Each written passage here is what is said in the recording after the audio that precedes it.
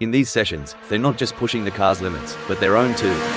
Testing their mettle, seeing how far they can go before the big dance. Exactly. It's a mental game as much as a physical one. Balancing aggression with precision, daring with data. It's an art and a science.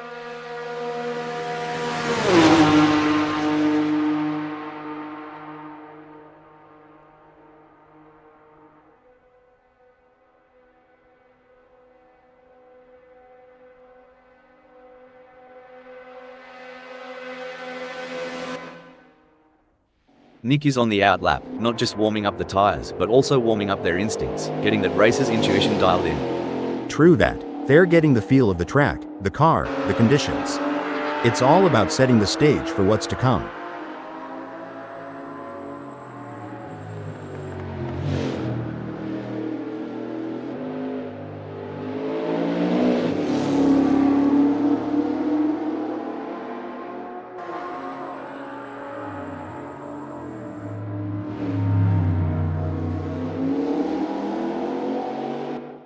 And there's Wayne Pearson, easing out onto Le Mans 1967. It's like the first step on a long hike, finding your footing before you hit full stride. Right, and every racer knows this outlap is precious. It's their first handshake with the track today, feeling out its mood and temperament.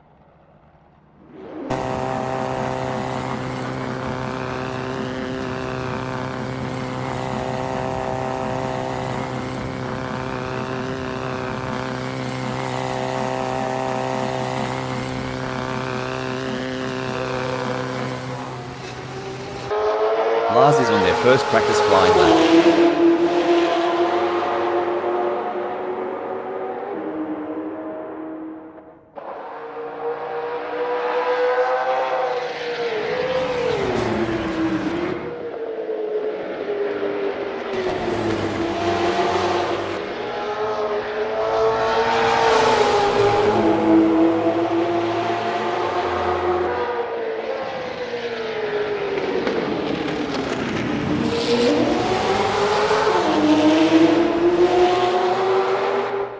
Colin Max on the outlap, getting a taste of the tarmac.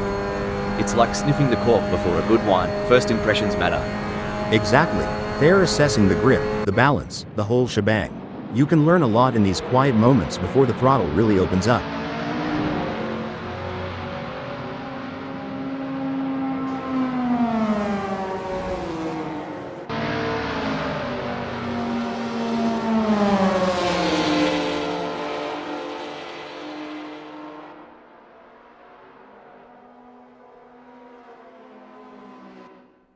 Wayne Pearson is really opening up the taps now, their first flyer of the session.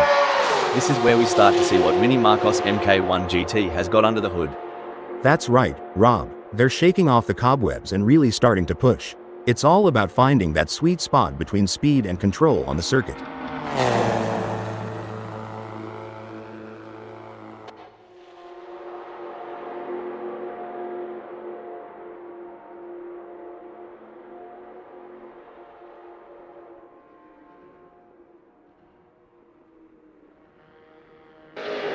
Lars is getting to grips with the WSC 64 GT40 Mark I in this practice session.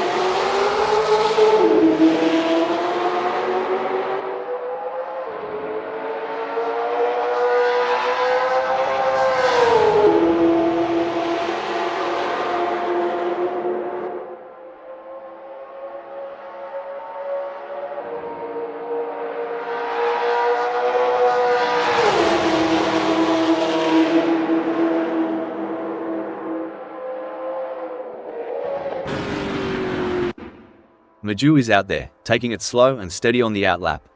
This lap is like the calm before the storm, a moment of zen before pushing the limits. That's right. It's about understanding the track's personality today, a Euro. Each day, each lap can tell a different story, especially at a track like Le Mans 1967.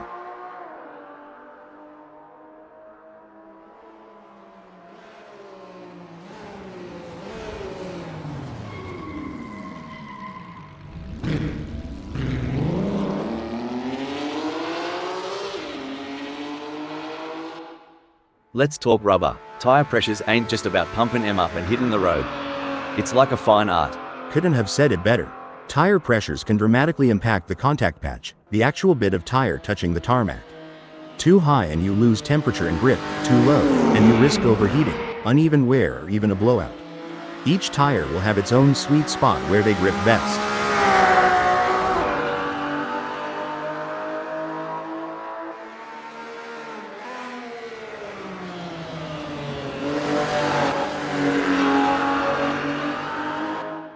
With just 74 minutes left before we move to qualification, there is not long left for these drivers to finish their preparations.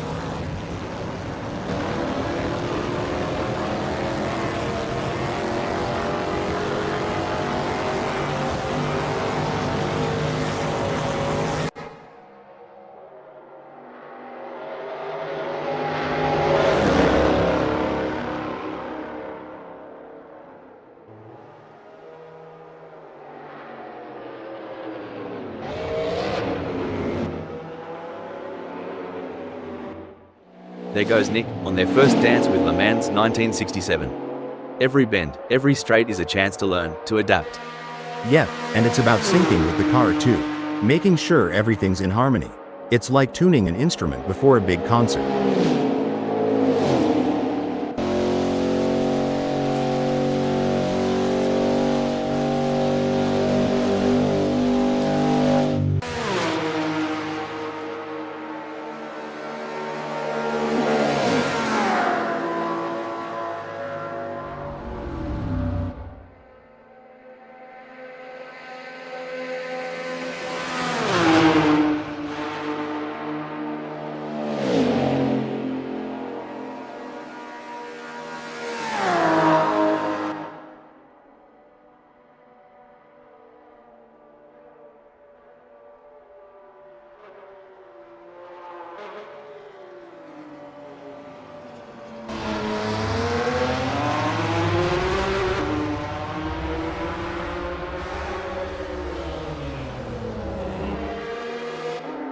Sunoiler posted 3:26.195 on their last lap. How will they do on this one?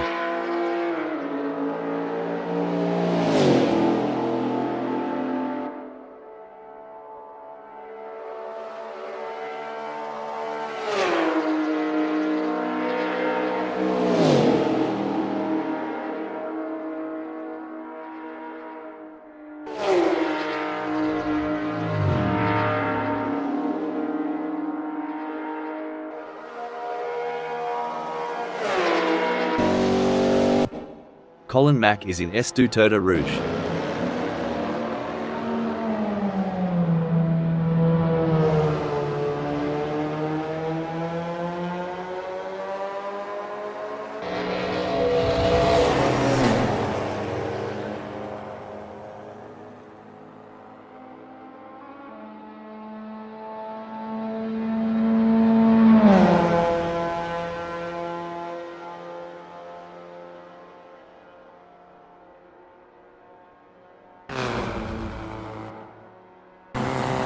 There's no mucking around for Wayne Pearson at Euro, straight down to business on this first flyer. They'll be keen to see what times they can clock in early on. Yeah, and it's not just about speed. It's about rhythm, finding that flow around Le Mans 1967. Getting into that groove early can set the pace for the whole session.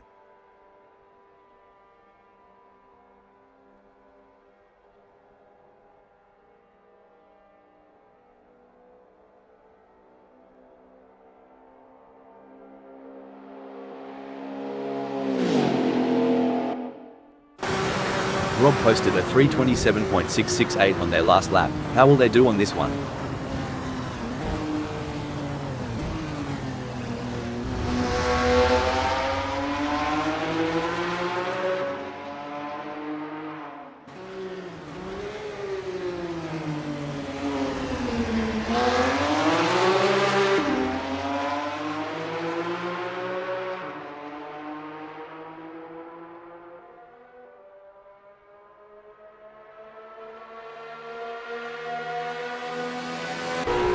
There are just over 70 minutes left in this practice session.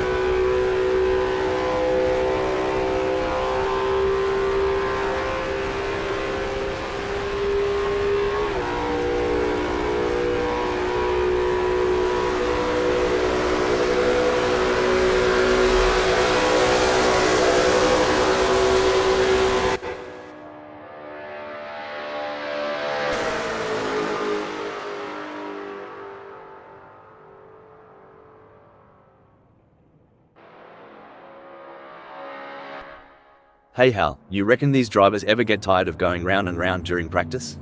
Well, Rob, repetition is the key. Every lap gives you data, insights, and an edge over the competition.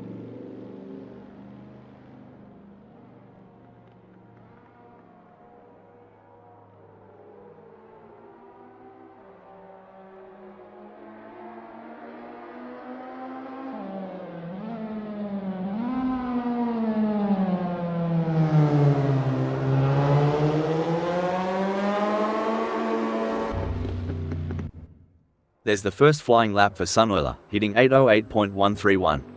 It's a start, but they'll be looking to iron out those kinks as they get more laps under their belt. Right on, Rob. It's early in the session, so there's plenty of time to experiment and find those extra tenths of a second.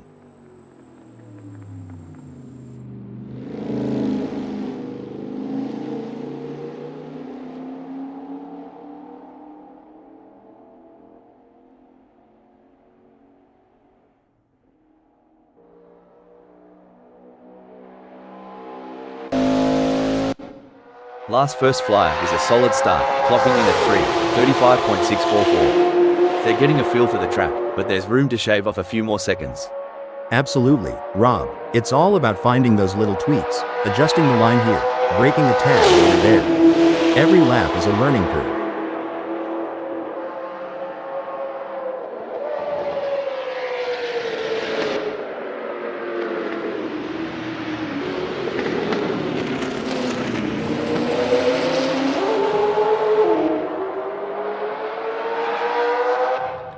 Look at Nick taking it nice and easy, a smart move. Like a chess player contemplating the opening move, they're planning several steps ahead. Spot on. They're mentally mapping each corner, each straight. It's not just about the car, it's about strategy and foresight.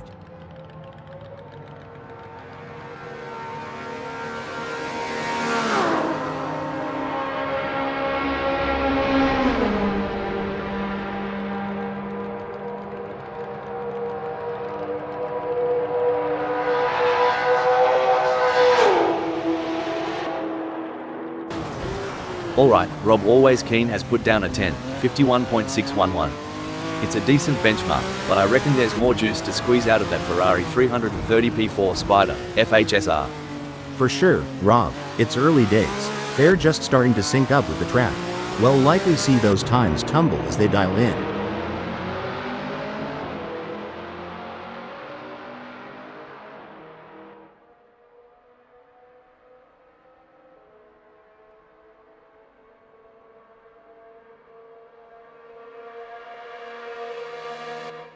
Alaroy has a best lap time of 5:06.726.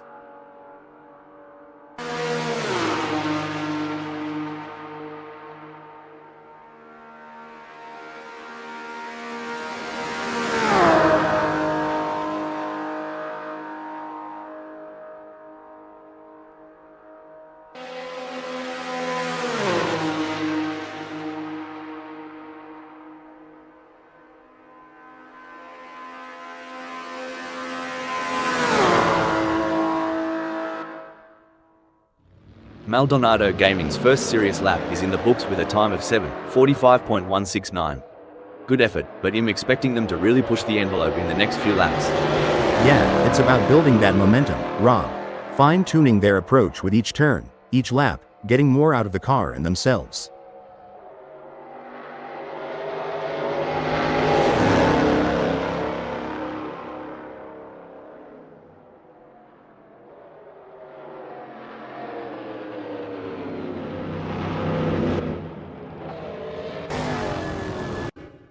Now, here's a term some might not be familiar with: roll bar stiffness. Sounds technical, doesn't it? It does, but in essence, it's about how the car reacts to lateral forces, especially during cornering. Adjusting the roll bar can change how the car behaves mid-corner. A softer setting can be more forgiving, but a stiffer one might give the driver a quicker response, albeit with less margin for error.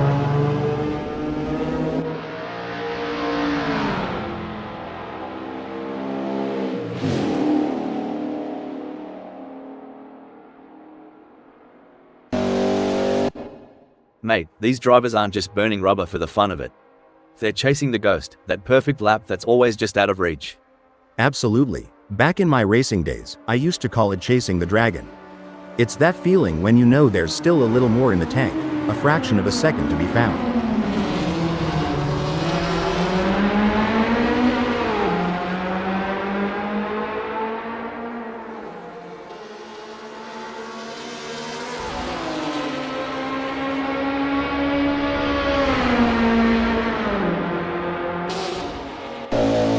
And off goes Narton 5, easing into the rhythm of Le Mans 1967.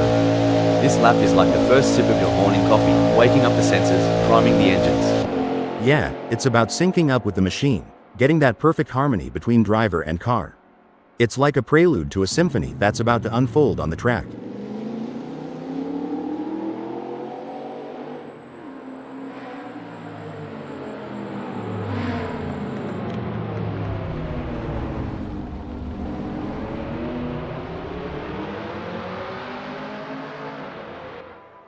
Teary red is rolling out for the first sniff of the track. It's all about feeling the car, the tarmac, and getting the mind in the zone. Absolutely, Rob. The out lap is like the opening chapter of a book. It sets the tone for the whole story. They'll be checking how the car's responding, getting a real feel for the conditions today at Le Mans 1967.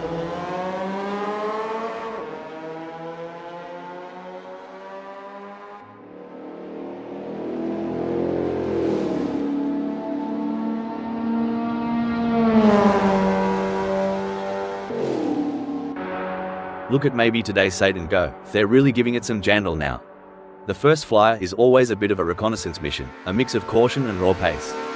You bet, Rob. They're mapping out the track, feeling out the grip levels, and getting a sense of how the car is performing today. It's a crucial lap for building confidence.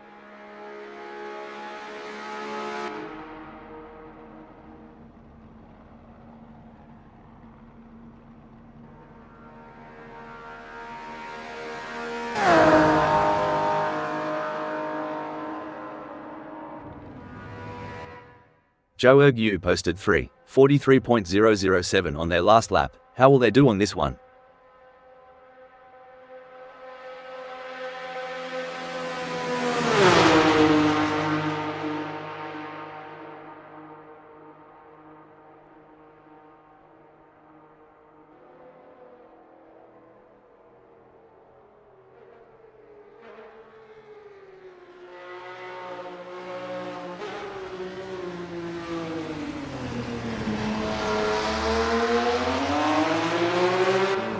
Wayne Pearson is on their first practice flying lap.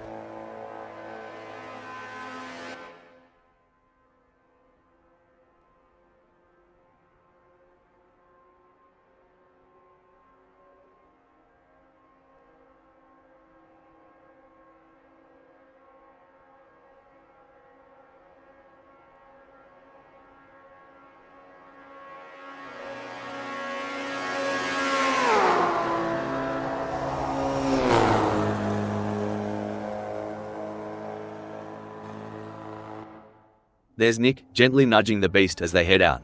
The out lap is where you whisper to the car, "Let's dance," before the real party starts.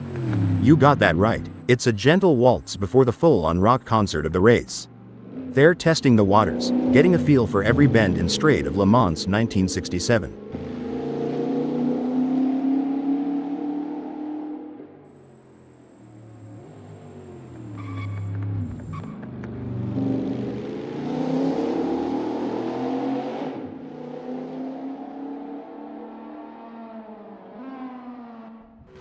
Mate, sometimes I reckon the pit wall looks like they're controlling a spaceship with all those dials and knobs.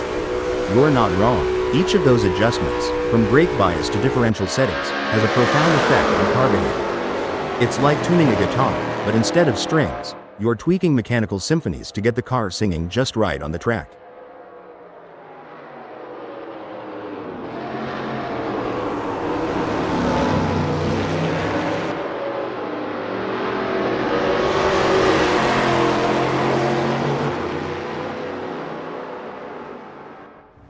You ever think about what's ticking inside a driver's noggin during these laps? All the time. It's a mix of analyzing, strategizing, and adapting. Every corner, every straight is a puzzle, and they're trying to solve it at full speed.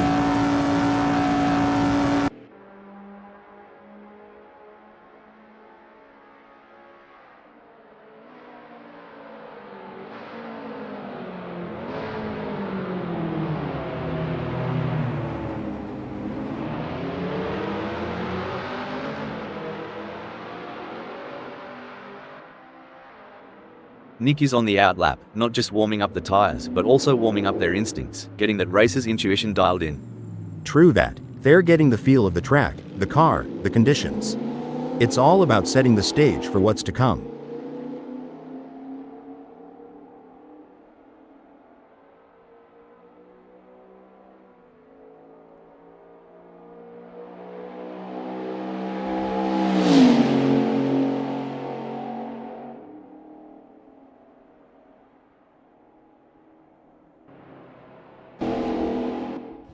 With just 59 minutes left before we move to qualification, there is not long left for these drivers to finish their preparations.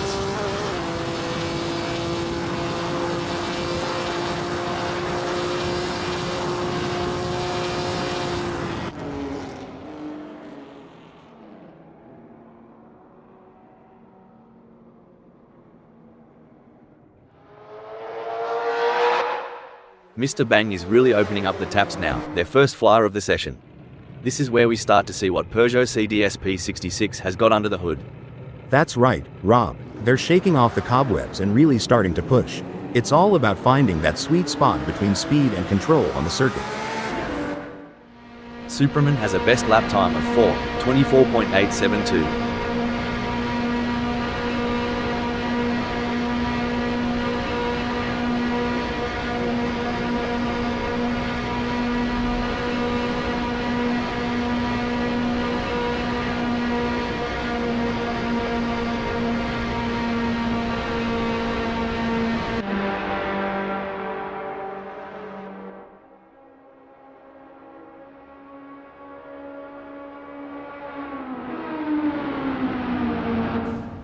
Watch as Nick takes it nice and easy on this outlap.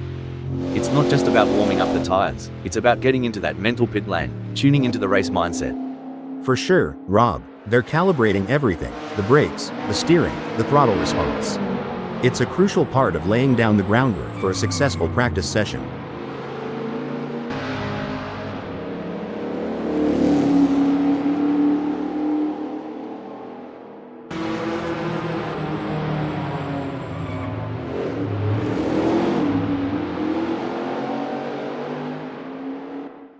Rob posted a 3:28.870 on their last lap. How will they do on this one?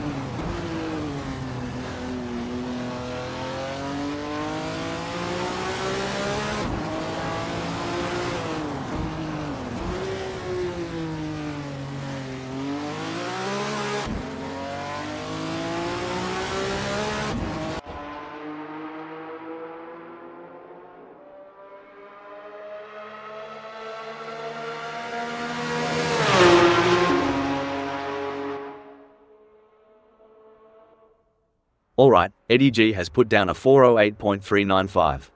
It's a decent benchmark, but I reckon there's more juice to squeeze out of that TVR Griffith Series 200. For sure, Rob. It's early days. They're just starting to sync up with the track. We'll likely see those times tumble as they dial in.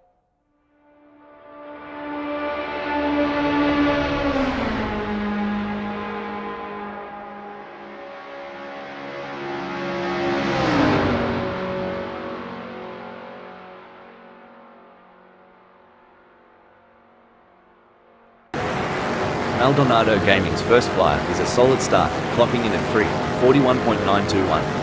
They're getting a feel for the track, but there's room to shave off a few more seconds. Absolutely, Rob. It's all about finding those little tweaks, adjusting the line here, braking a tad later there. Every lap is a learning curve.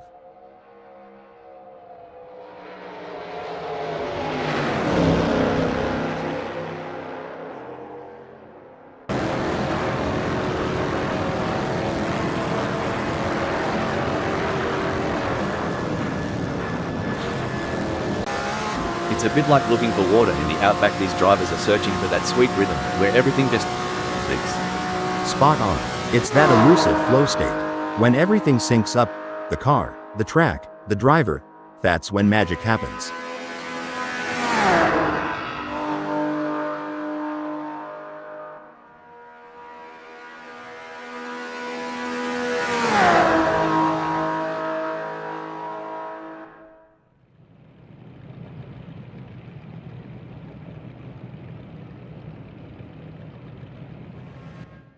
Maldonado Gaming has a best lap time of 3:39.957.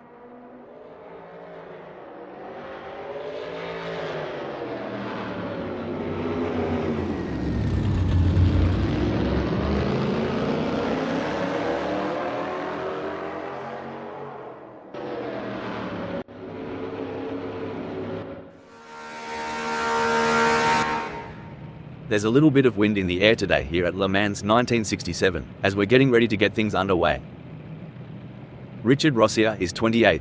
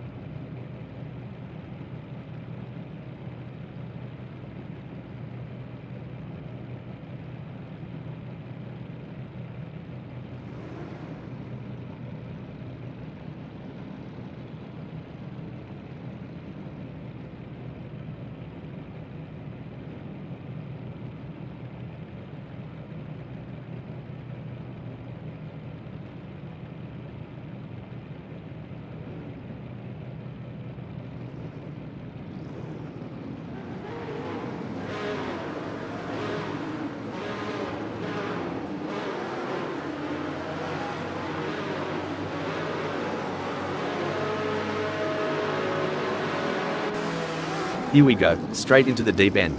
The first lap's a doozy. Gotta secure a spot or you'll be up the creek without a paddle. These racers gotta be both fierce and patient.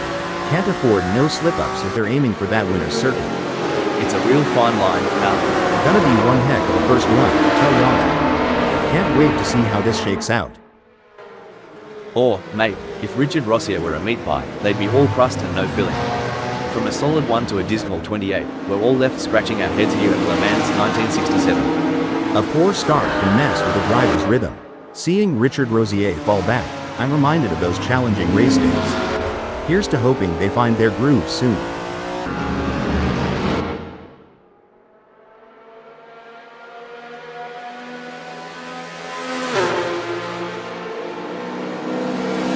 Megasaurus 55 must have had a rocket under their seat because they've shot off the line like a missile.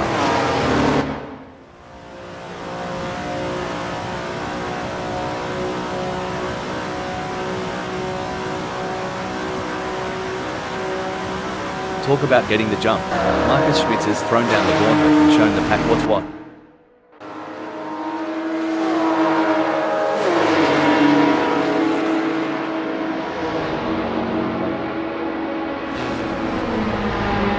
Fair dinkum, Klansky's tearing up the track like they're laid for a barbie, climbing the ranks like nobody's business.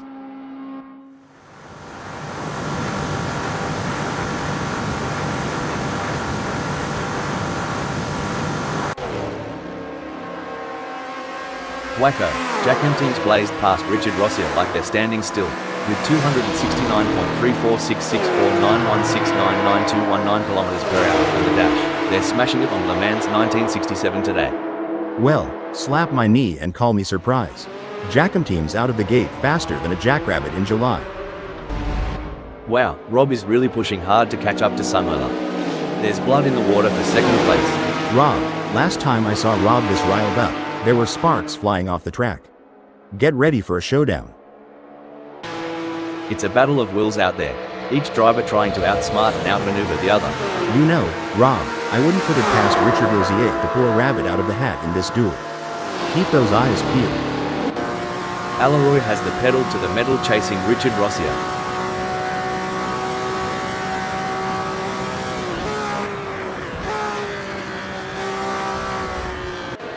It's neck and neck, the closest battle we've seen in a while. Oi, Rob, wouldn't want to be in Sunweiler's shoes right now, would y'all? Talk about a pressure cooker situation. It's looking good for Rob, who has gained places and put some distance between themselves and Sunweiler. Alright, hold your horses. Jack M team is really putting the heat on Maju. If I were Maju, I'd be checking those mirrors non-stop. At this rate, Jack M team and Maju are so close, they could share a cup of tea and a biscuit. Maju wants to close that gap with Jack M team.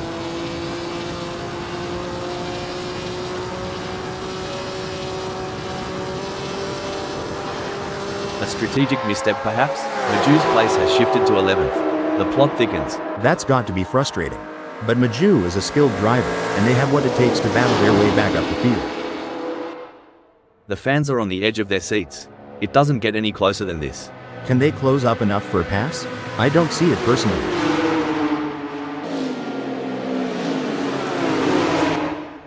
Alright, lads and ladies, it's crunch time. Incident alert. Things don't look to be going Nick's way, as already they are into the pits. A solid performance from Nick, who is holding down 9th. Jack M team is placed 10th at the moment. You nailed it. The track is a battleground, and Jack M team's position is their fortress.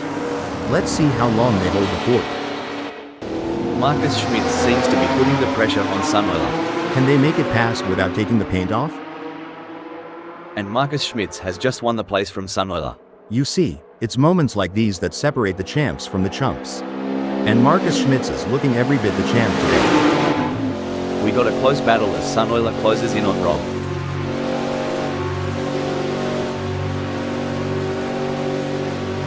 Mate, are they packing something extra down under? Sunweiler's just rocketed into 3rd. Y'all ever see a hot rod at a country fair? Sunweiler's giving me those vibes right now with that Ascent. This is not looking good for Sunweiler. They've just lost 3rd to Rob. Hold on a second. Blimey. Eddie G veered off the track like I veer away from commitment. Maybe they'll come back, unlike my ex. Dang, Eddie G went off like my sense of self-worth after my high school reunion. And just as hard to recover. The tension is palpable. These drivers are showing tremendous respect for each other while going all out. It's a masterclass in clean, hard racing.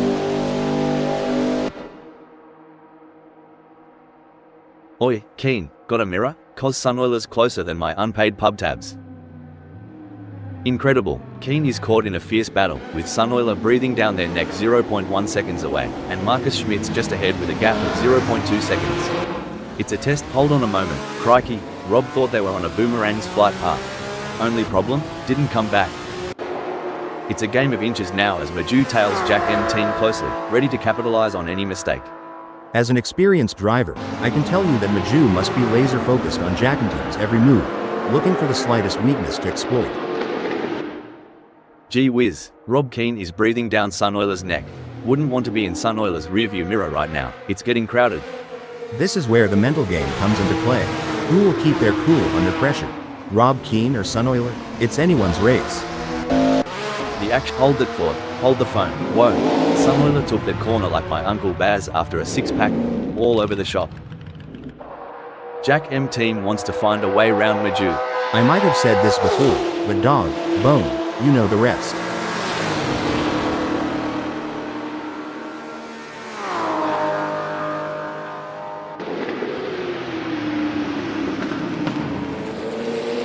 The best laid plans of mice and men are out, but it's certainly not going to plan for Jack M team right now as they are struggling to keep up with Maju.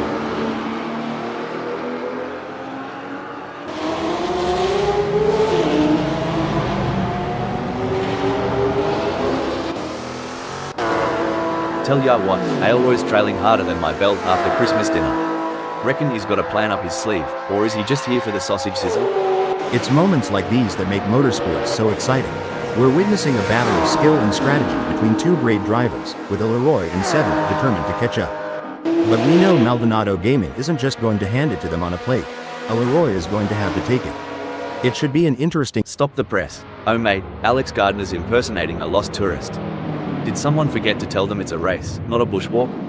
Yeehaw, Alex Gardner decided to do a little off-roading. Wrong event, partner. Seems like Leroy is getting in range of Maldonado Gaming. Do they have the speed for a move, and more importantly, do they have the talent? It's a tale of two drivers right now, with Leroy gaining places and Maldonado Gaming losing them. You know, the way these racers manage their fuel is an art in itself. Reminds me of when I'm trying to eke out the last bit of sauce from a Vegemite jar. Vegemite again? Man, I'd rather run on empty. But yeah, getting that fuel strategy right is like pacing yourself at a southern buffet. Go too hard too fast, and you won't make it to the pecan pie. By the looks of it, Narton 5 is making sure Richard Rossier gets a full view of those rear lights. It's like a prolonged bidet without the handshake. Richard Rossier is hunting, but Nathan 5's making that car wide, really wide. It's a tactical masterclass out there.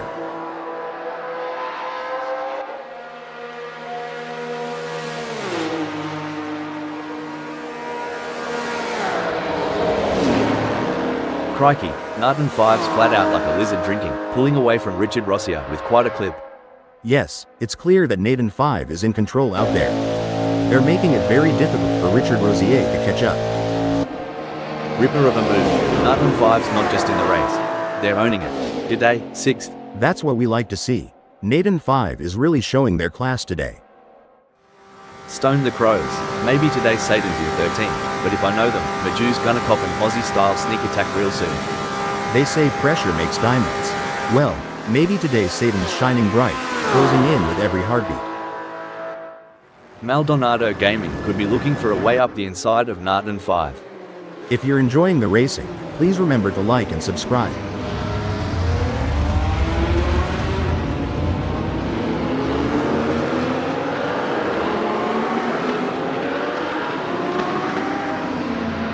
The gap between Maldonado Gaming and Narton 5 is widening. It's now up to 0.5 seconds.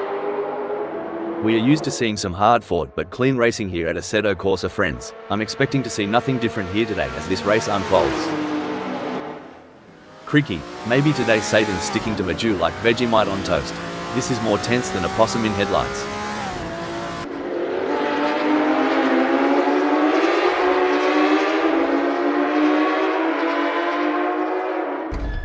By the looks of it, Maldonado Gaming reckon Le Mans 1967 had a hidden shortcut. Too bad there isn't one. Hot diggity. If Maldonado Gaming had a banjo, they'd be strumming a sad tune right about now. It's the classic cat and mouse game, but instead of cheese, the prize is a racing position. Can maybe today Satan steal it from Maju?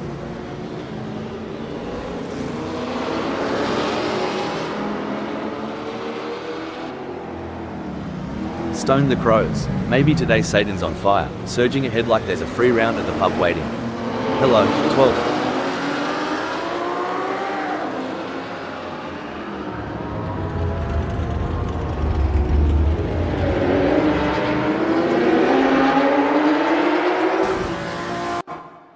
Ah, the age-old challenge. Alex Gardner is trying to catch Eddie G, sort of like trying to find a matching sock in the laundry. The struggle is real, folks.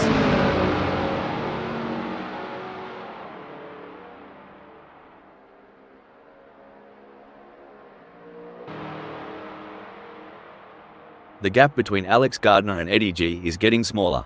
This is what racing is all about. It's anyone's game at this point. Who will come out on top?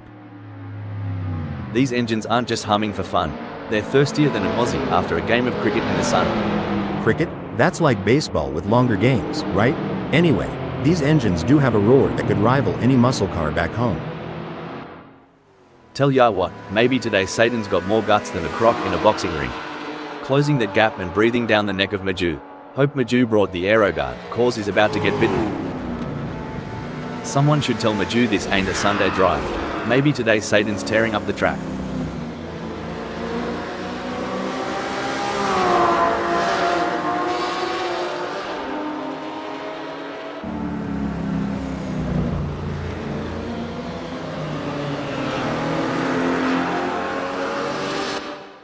With every twist and turn, Narton 5 is shadowing Joe Ergu, waiting to pounce like a lion on the hunt. Woo-wee.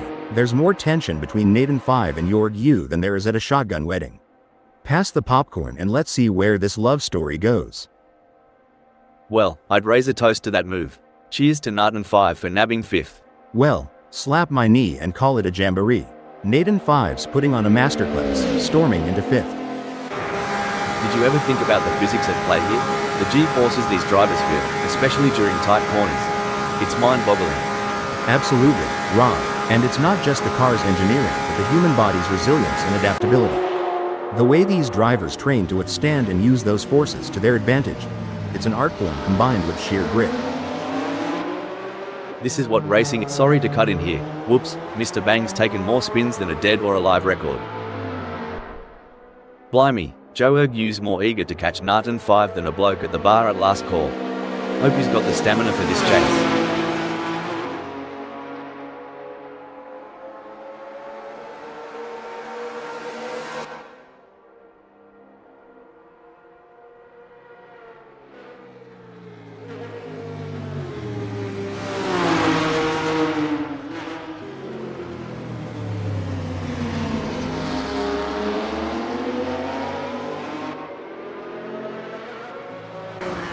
Alleroy is giving it their all as they chase down Richard Rossier in P7. What a move. Alleroy has moved up to 7th. Hold on to your hats, folks. Alleroy's charging like a bull in a china shop. Welcome to 7th, cowboy.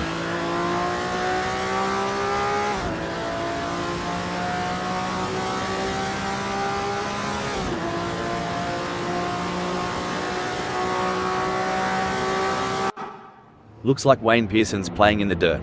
Took me back to when I tried rallying in my mum's old sedan. Good times. Expensive repairs. I reckon Wayne Pearson thought they were panning for gold off the track there. Sorry, buddy, that's not how you strike it rich. It's an intense battle for position as Richard Rossier tries to outmaneuver Alleroy. This is edge-of-your-seat racing. The chase between Richard Rossier and Alleroy is like a high-speed game of tag only. The stakes are much higher.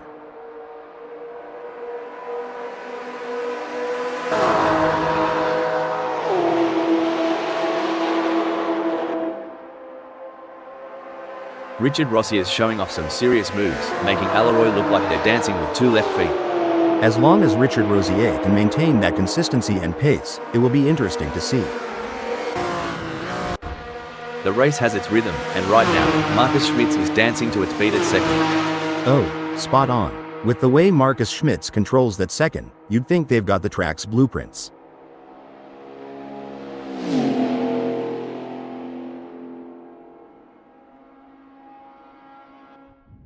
Bloody hell, Nick just took a quick detour to the outback. Maybe they saw a kangaroo on the track or something. Whoa Nelly, looks like Nick's been watching too much NASCAR, trying to drift on an F1 circuit. This is edge-of-the-seat stuff. Wayne Pearson is relentlessly hunting down Superman. Who'll blink first?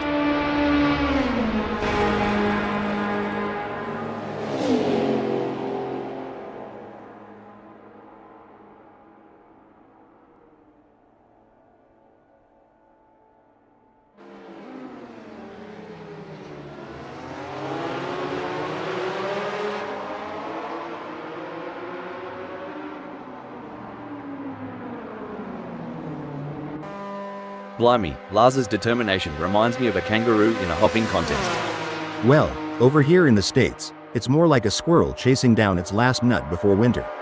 Either way, it's entertaining to watch. Sometimes you have to take risks to win, but pushing the car too hard can be a costly mistake. Lars needs to be careful not to overdo it.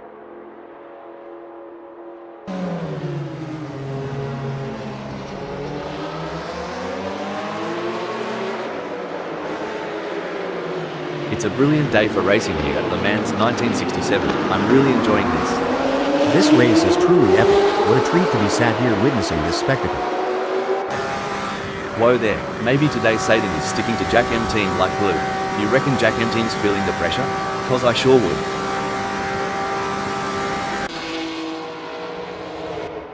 It's a close race between Lars and Richard Rossier in 8th.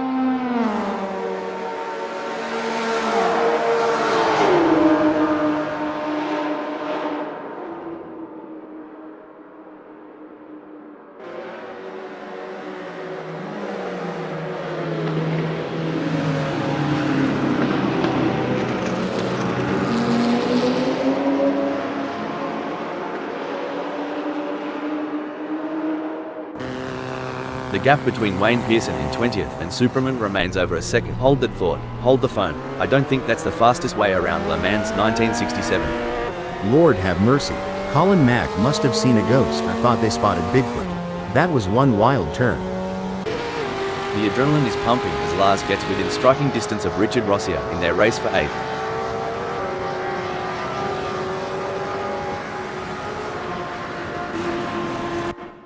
It's like watching two predators circling each other, waiting for the perfect moment to pounce. These two are putting on a masterclass in precision driving. Every turn, every acceleration, calculated to perfection.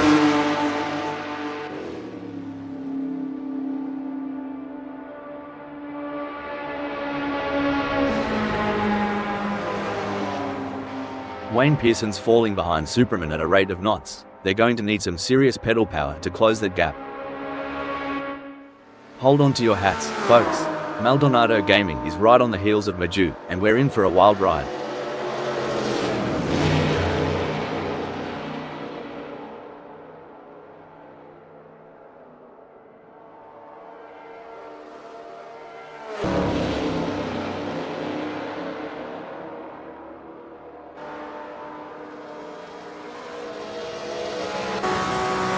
Now, that's what I'm talking about. Maybe today Satan is proper nipping at Jack M10's heels. Are they thinking of making a lunge?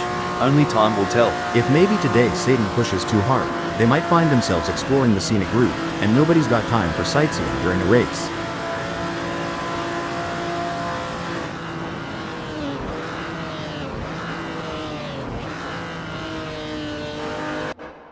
As they speed through unordered diaresis res, Wayne Pearson is relentlessly pursuing Superman in a high-stakes battle for position. That's right, Rob. The pressure is palpable. The fans are on the edge of their seats, waiting to see who will come out on top in this epic showdown.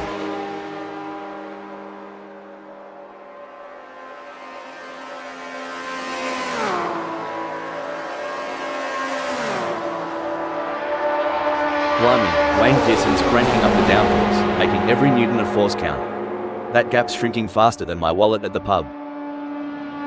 The Mini Marcos was the only British car to finish in 15th place in the 1,966 24 hours of Le Mans. The drivers were Jean-Louis Marnet and Claude Ballard. The Le Mans car was used for several more races, then sold and finally stolen in Paris in October 1975. Many people searched for it, but it took until December 2016 to be found. Fair dinkum, I reckon Rob's got that thirsty look in his eyes. Wants to share a cold one with Marcus Schmitz in the front. In the theater of speed, this is the climax. Every move is a headline, every overtake a potential plot twist.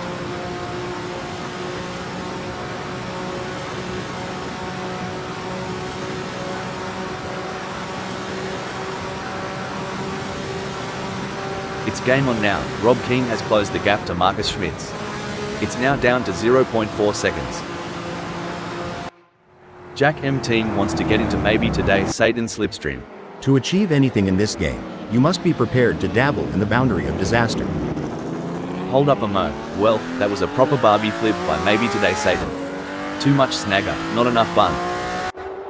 Superman has the pedal to the metal, chasing Wayne Pearson. There is no room for error in this battle.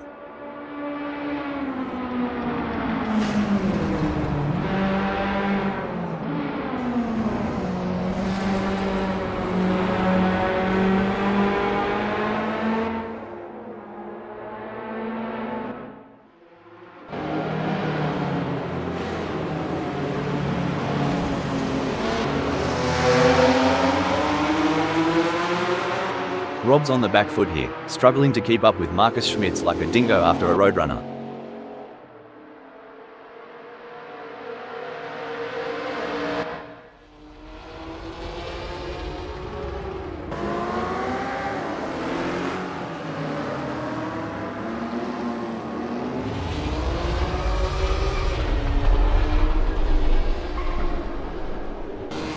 Maldonado Gaming has pulled into the pits.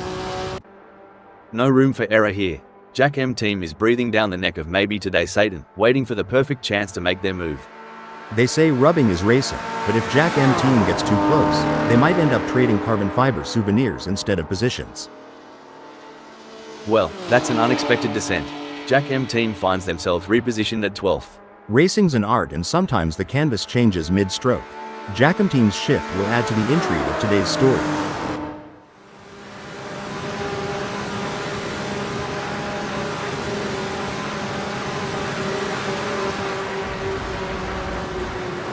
The gap between Rob and Marcus Schmitz is fading faster than the last rays of the outback sun.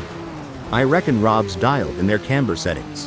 They're getting a much better contact patch on the tires, gaining on Marcus Schmitz with every twist and turn.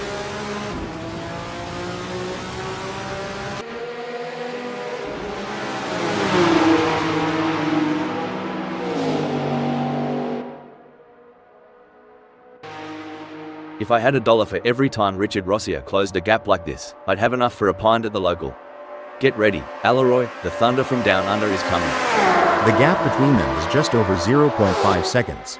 Who will have the speed and skill to come out on top? Richard Rossier just blitzed past Alaroy like they were standing still.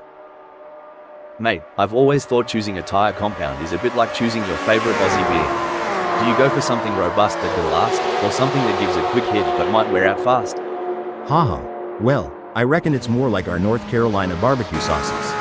Some like it sweet and long-lasting, others prefer that quick tangy kick. But I'll tell ya, getting it wrong is like biting into a pepper when you're expecting a blueberry. Breaking development, oi. Is it just me or?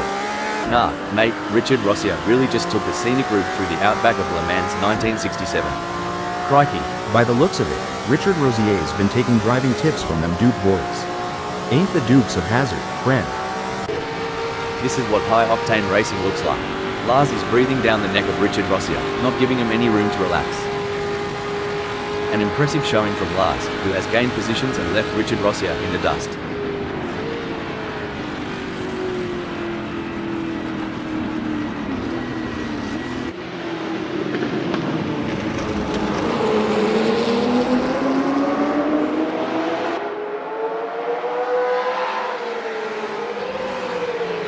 The gap between Alaroy and Lars is growing. It's now up to 0.5 seconds. The gap between Klansky and Superman is razor thin as they vie for 20th in this nail-biting contest. Whoa, Klansky's on fire, leaving skid marks and Superman's hopes behind. I've always said, it's not the car, it's the driver. And Klansky's proving that point right. Aussies love a good underdog story.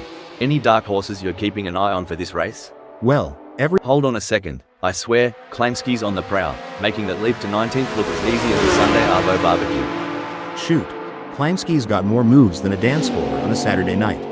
Look at them shimmy into 19th. The race is really heating up. Alaroy is hunting down Richard Rossier with everything they've got.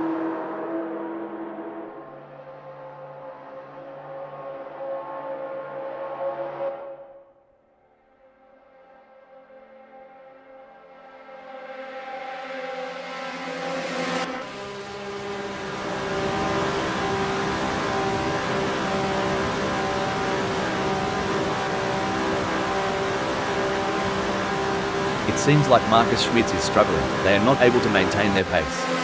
Can Marcus Schmitz refocus and start putting in the lap times we know they're capable of? This is wheel-to-wheel racing at its finest. The drivers are practically glued together as they fight for every inch of track. It's a battle you don't want to miss. Spot on, Rob. This constant back and forth battle is keeping everyone on the edge of their seats. One small mistake could have severe consequences for any of these drivers. Look at this. Richard Rosier is practically drafting off Alaroy. With the gap this small, Corby Dantes is going to be a real test. If Richard Rosier isn't careful, they might end up turning this high-speed chase into a synchronized spinning routine. And trust me, that's not a crowd pleaser. Alaroy appears to be trying to find a way around Richard Rosier. They could make a move on them in Hanwada Diaresis Res. Rubbing is racing. Let's hope they don't rub it too hard. It looks like Thierry Red is all over Klein Ski. I think they are gonna press him through Corby Dunlop and try and press for a mistake. For sure, Rob, that's exactly what I would be doing here, as Clang Ski is going to be aware of them riding their bumper. And they are poised to capitalize on any mistake, but who's going to make that mistake first?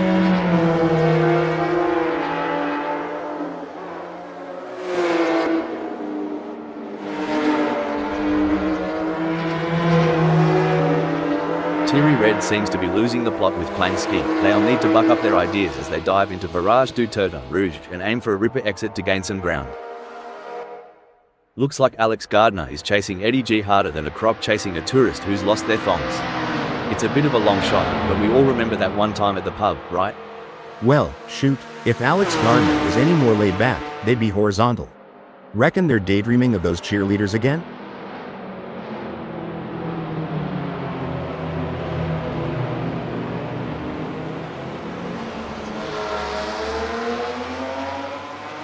Well, don't come the raw prawn. Alex Gardner's giving it some stick, pulling Eddie G into a mere 0.5 seconds. Now this is what I call some high-octane excitement. Both drivers pedal down, looking to grab the brass ring. It might be early days, but Clang Ski is already casting a shadow from the 18th. Absolutely, and they need to keep driving with determination to stay in that position. This is what it's all about, folks. Alex Gardner is in hot pursuit of Eddie G, who's just trying to stay ahead.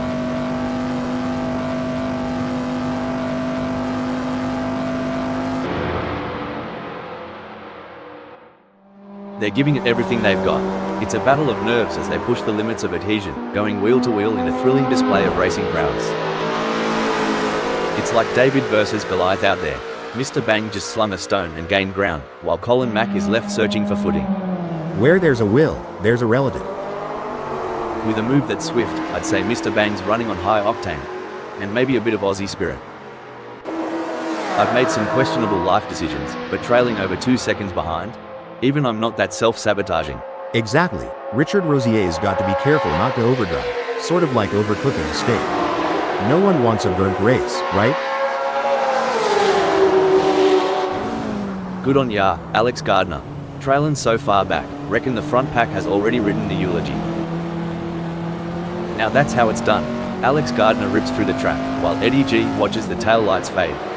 Definitely, but there's still a long way to go in this race, and anything can happen.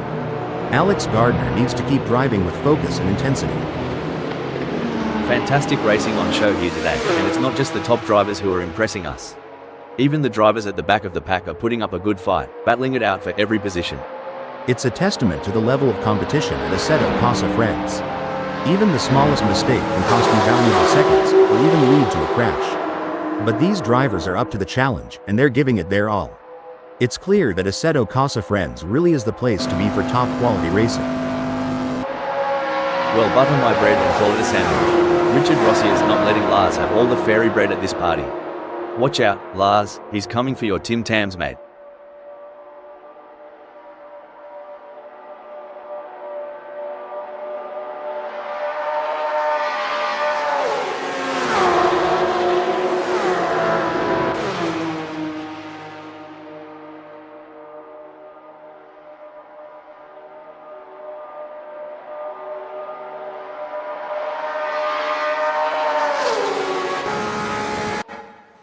Richard Rossi is drifting so far back, it's like looking in the mirror after a decade-long pub binge. Time's not been kind, mate. Yeehaw, it's like Richard Rosier took a detour through the drive-thru. With a gap that big, I hope they ordered extra determination with a side of grit.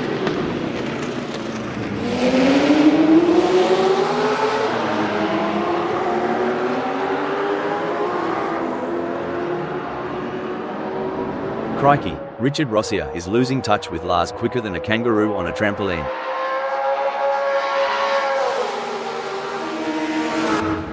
Things are going according to plan for Alex Gardner, who is currently 15th.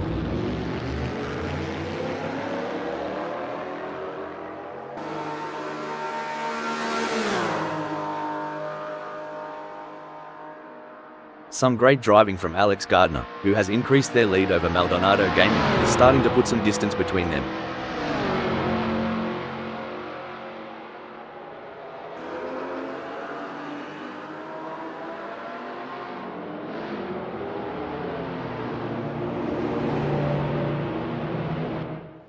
You know, Nartan 5 reminds me of my dating life. Starts with promise, ends up tailing behind everyone else. Looks like Marcus Schmitz tried the old dingo stole my race line trick. A tad too clever by half. Did the wind contribute to that? It's blowing at 7 kph out there right now. We've seen overtakes, close calls, and pure racing genius today. Currently, Thierry Red has carved out a spot at 18th. Definitely, but they can't get too comfortable. There are plenty of other drivers who are gunning for that position, and Thierry Red has to keep pushing to stay on the pace.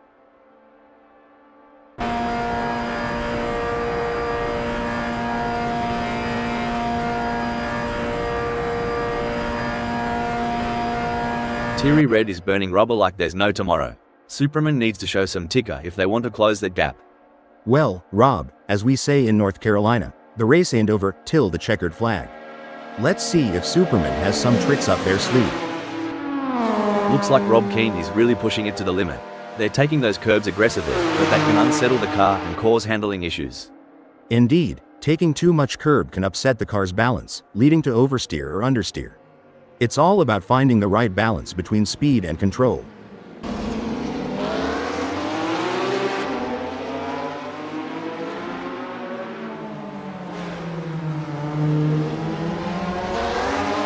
The best laid plans of Mice and Ben Harhal, but it's certainly not going to plan for Rob right now as they are struggling to keep up with Sunola. Look at Nartan 5 trying to close that gap on Marcus Schmitz. Kind of like me trying to get close to a decent Barbie back home. Barbie? Oh, you mean a barbecue. Yeah, but over here it's like trying to catch the last slice of pizza at a Super Bowl party. One important aspect here is choosing the right braking points. Nartan 5 needs to be precise to avoid overshooting and losing valuable time. Braking update. Talk about going walkabout on the track. Nartan 5's off on a little bush adventure at Le Mans 1967, aren't they?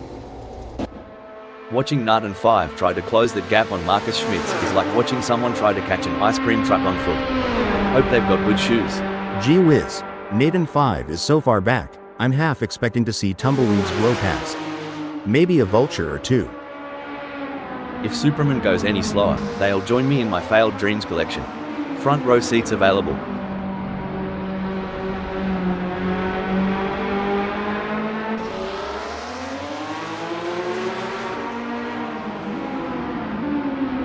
Good news for Superman, the gap to Thierry Red has decreased. It's now down to 17.8 seconds. This is where the pressure really starts to build. Both drivers will need to stay calm and focused if they want to come out on top. Fair dinkum, Jack M team's got a blue trying to bridge the gap. Might be praying for a blue from the front runners at this rate. That's tougher than a $2 steak right now.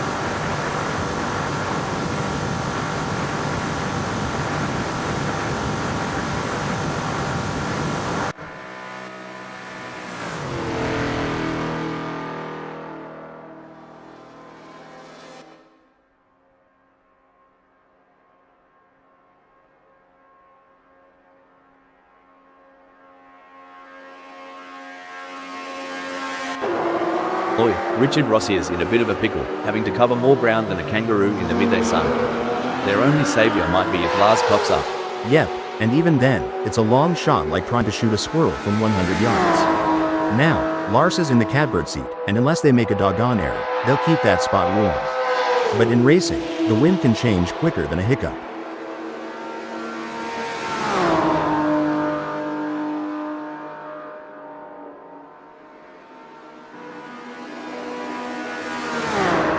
Richard Rossier is on a charge. Their split time shows they have upped their pace. Can Richard Rossier keep it together? Fantastic move from Richard Rossier, who has just gained a position. Looks like Superman is trying to chase down Thierry Red, but right now it feels a bit like my attempts at dieting. A lot of breaking update. Oof, Joe Erg, you misjudged that corner like I misjudged my last relationship. Too fast, too soon. Feels like Jorg U's car turned into a stubborn mule for a second there at Le Mans 1967. It looks like Joe Erg has been called into the pits. Cricky, Richard Rossier's got more ground to cover than I do at the family barbecue when Auntie Sharon's had one too many. Good luck, mate. Dang, Richard Rossier is so far back, he might start seeing last week's race. But hey, in racing, as in love, persistence is key. Right, y'all?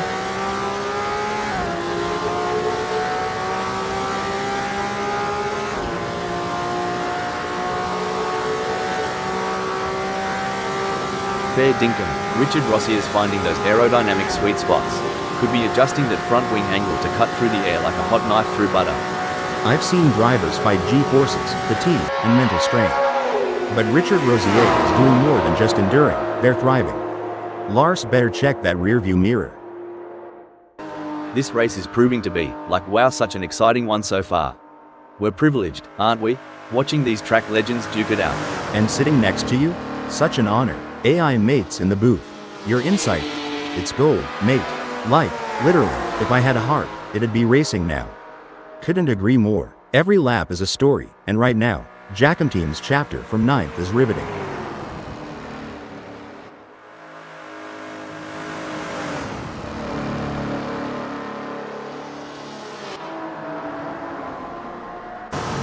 Hold on to your hat, pal. Maju is hot on the heels of Jackham Team. The gap's narrowed down to a meager 3.8 seconds. I love being here at Le Mans 1967. What an awesome place to be witnessing these titans of the track battle it out. Indeed, Rob, what a magnificent sight and sound. I love listening to the roar of these engines. Let's just listen for a moment. As rubber meets road and strategy meets luck, Lars is etching their story in fifth.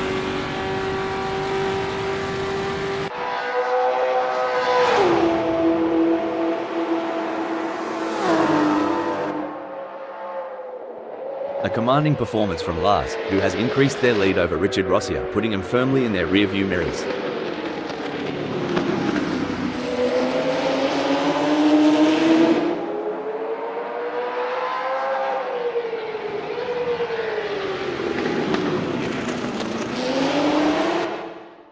Would ya look at that gap? Scutchell's got a better chance of finding a sober Aussie on Australia Day.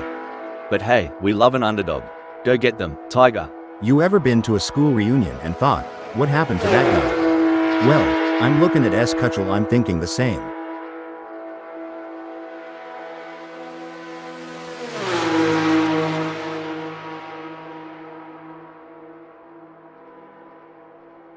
I tell you, mate, the tech in these cars would outshine any gizmo you'd find in a Sydney cafe.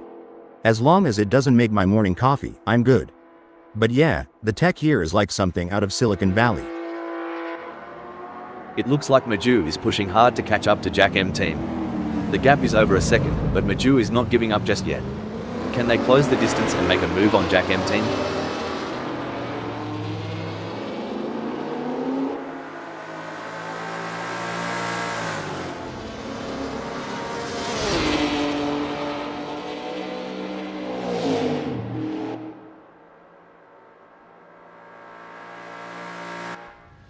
Crikey, Art and Fives looking like they've been caught in a rip, struggling to keep up with the pace set by Crow.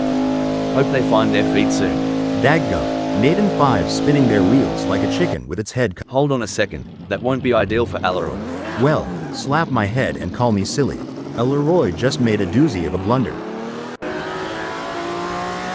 If racing were a dance, Alaroy would be trying to lead, but Richard Rossier just keeps cutting in. The dance floor is heating up. It's a nail-biting race for sure, with both drivers showing incredible... Hold on a moment, Thierry Red's duffed it up.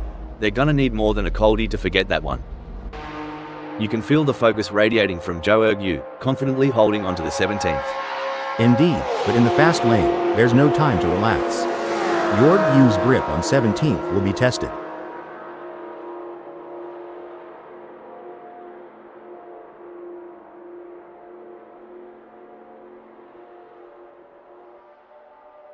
It seems like Joe Ergu is struggling. They are not able to maintain their pace.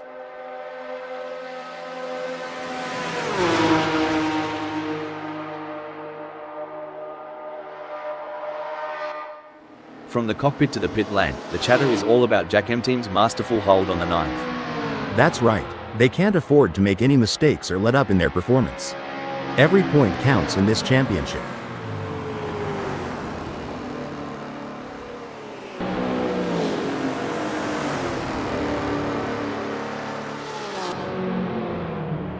Jack M Team's losing time to Maju like a leaky tap dripping water. A bit more slip, and we'll be in for a real dogfight. Jack M Team's in a real pickle here.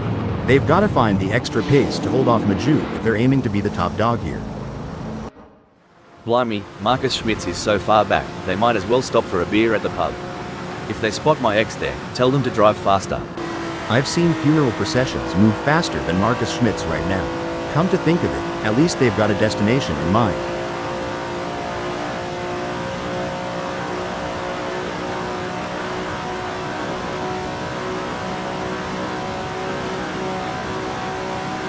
The gap between Marcus Schmitz and Sunoiler is widening. It's now up to 28.8 seconds. Anyone who says that Assetto CorsaFriends is not the best racing club on the planet is clearly insane. The quality of driving we're seeing out there on the track is absolutely phenomenal. I couldn't agree more. It's like these drivers were born to race. They're weaving in and out of traffic, taking corners at unbelievable speeds, and making it all look effortless. It's clear that they've put in the time and effort to hone their skills. Remember when Jack M Team was on the pace? Neither do I kinda like my recollection of last Friday night. Ooh boy, Jack M Team needs to kick it into high gear. Right now, they're slower than molasses in January or my cousin Earl trying to solve a crossword.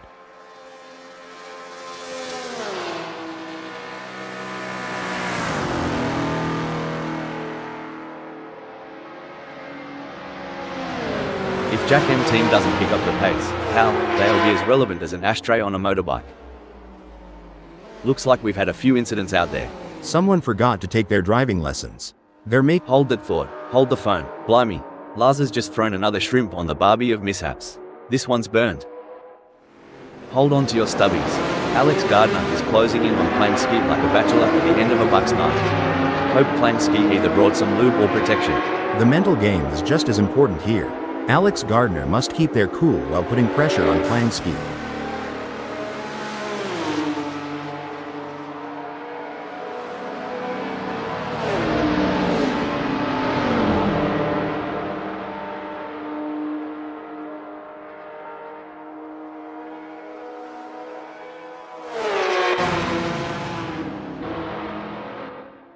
Stone the Crows. Nut and Five's going faster than a brew on the hop. Crows gotta step up their game now. We will have to see if Crow has got any answers for that. Megasaurus 55 isn't just racing. They're weaving a narrative, sitting proudly in first. Well, crikey, Jack M Team's taken a detour, just like I did when I tried to change my car's oil. Ended up with a flooded garage. Oh, the chase is on. Scutchell's breathing down the neck of Jack M Team.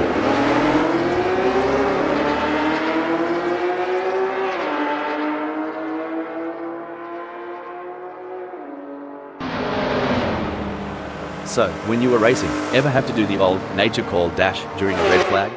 Sorry to cut in here, Megasaurus 55 is pitting. Everyone's on the edge of their seats, or in my case, on the edge of spilling my coffee. Lars is getting closer to Alaroy, and I'm getting closer to needing a towel. Well, butter me up and put me on a biscuit. Lars has got a mountain to climb. But, knowing Lars, that's just— Breaking update, Keen is in the pits. Get ready, folks, with Alaroy tailing this close to Lars, unordered diaresis res is about to become a hotspot.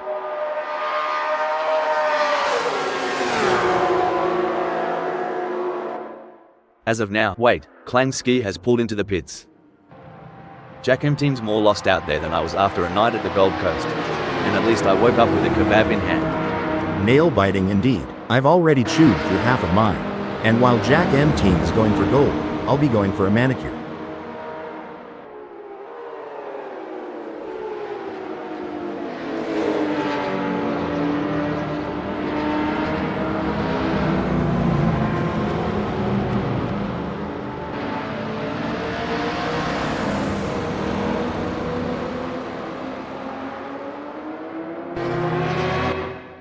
The crowd is on tenterhooks as Thierry Red in 20-second chases after Mr. Bang.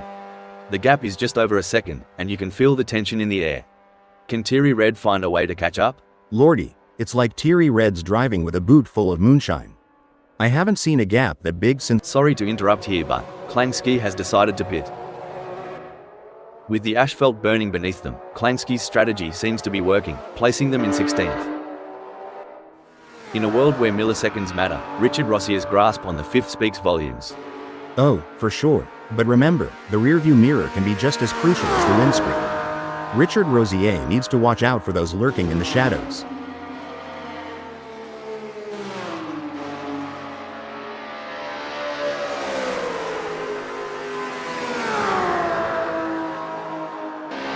By crikey, Richard Rossier's lap time is like a cold beer on a hot day, absolutely smashing. King, you need a moment to recover? Sweet tea on a hot day. Richard Rosier's laying it down track style. Rob always keen. You watching those rear views? Not just about the leaders today, right? Even the tailenders. They're like hungry dingo pups fighting over a bone. Love the spirit. Spot on. Every second is gold, and even a hiccup, a tiny one, can make them tumble. Wait, it looks like Aleroy has been called into the pits. Looks like Aleroy's strategy might just be to let the rest of them die of old age. It's a waiting game now. Watching a Leroy right now is like reliving my high school track meets. A for effort, D for speed. Blimey, Mr. Bang is farther back than my hairline. But you know what they say about Aussies? Never say die. Unless it's a spider. Then just run. Good lord. At this rate, Mr. Bang's gonna finish this race in the afterlife. Hope they got good insurance.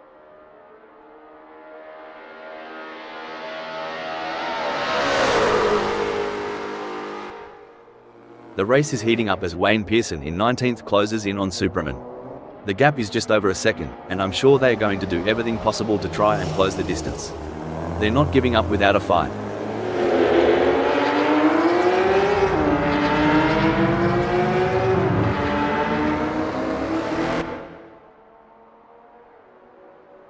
Wayne Pearson's on the back foot here, struggling to keep up with Superman like a dingo after a roadrunner. In your experience, Al, what was the most challenging aspect of maintaining concentration? Hold that thought. Hold the phone. Sunoiler is pitting. In the midst of this high-octane spectacle, Sunoiler's skill is shining through as they claim first. It's a dance, Rob. The way Sunoiler holds onto that first, it's like they're leading in a tango. They're going for the same piece of tarmac. Sparks are flying as they battle for position, daring each other to brake later and go deeper into the corners. Couldn't agree more, Rob. This wheel-to-wheel racing is what fans live for. The determination and tenacity shown by these drivers to gain even the smallest advantage is simply awe-inspiring.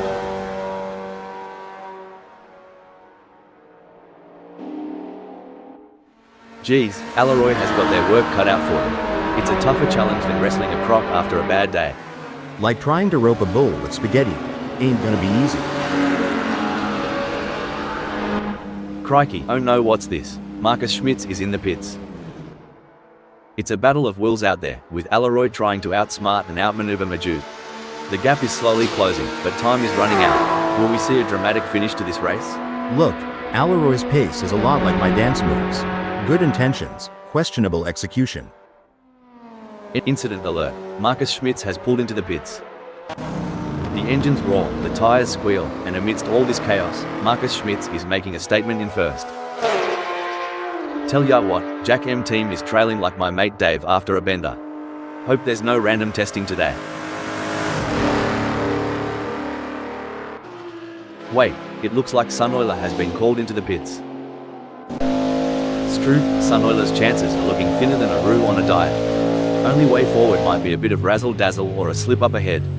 Well, every dog has its day, and this race ain't over till it's over. The breaking alert, Richard Rossier has decided to pit.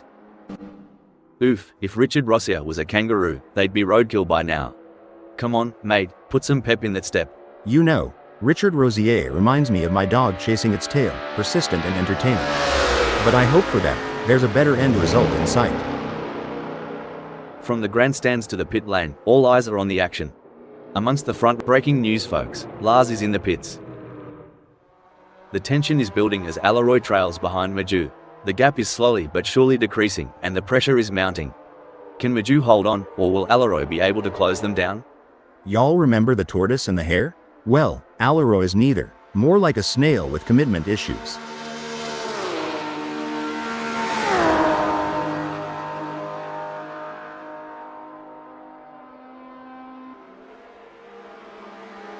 It seems like Alaroy is struggling. They are not able to maintain their pace.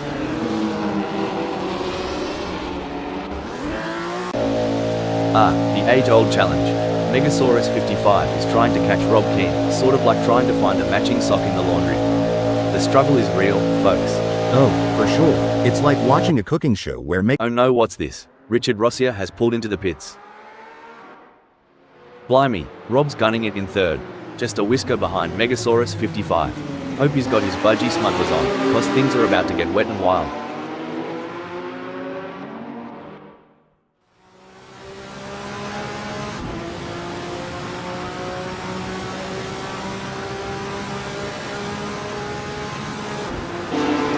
King is not able to keep their pace consistent. So far they are breaking update. Lars is pitting.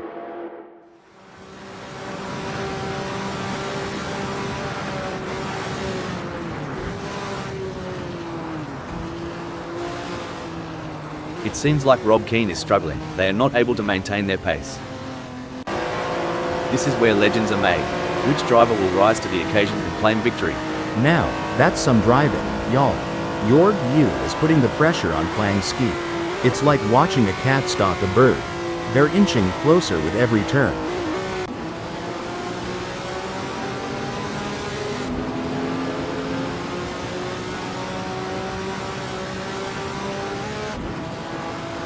Rob is not able to keep their pace consistent. So far they are 3.14 seconds down.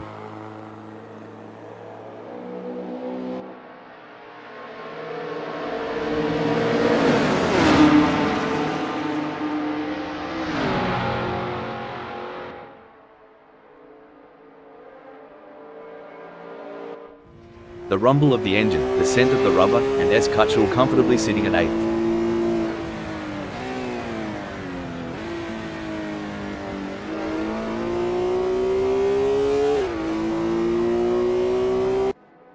Breaking news, folks. Maybe today Satan has decided to pit. It's all systems go for Joe Ergu, marking their territory in the 16th. Spot on, Rob. Still waters run deep, and even if it looks calm now, Jorg Yu needs to maintain that razor-sharp edge.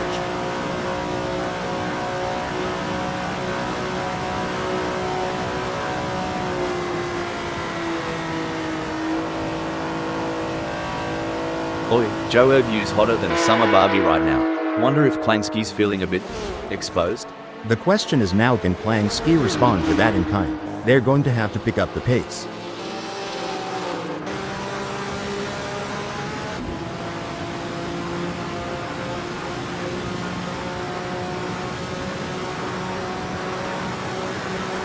Let's talk about tire degradation. How does it affect the car's handling, and what do drivers need to do to adapt to the changing conditions? Tire degradation can significantly impact handling, Rob. As the tires wear, the grip reduces, and drivers need to adjust their braking points, cornering speeds, and throttle application to maintain control of the car. As the sun beats down and the engines roar, Joe Ergu stakes a claim in 16th. Definitely Rob, but they can't afford to get complacent. They have to keep pushing hard to stay in the game.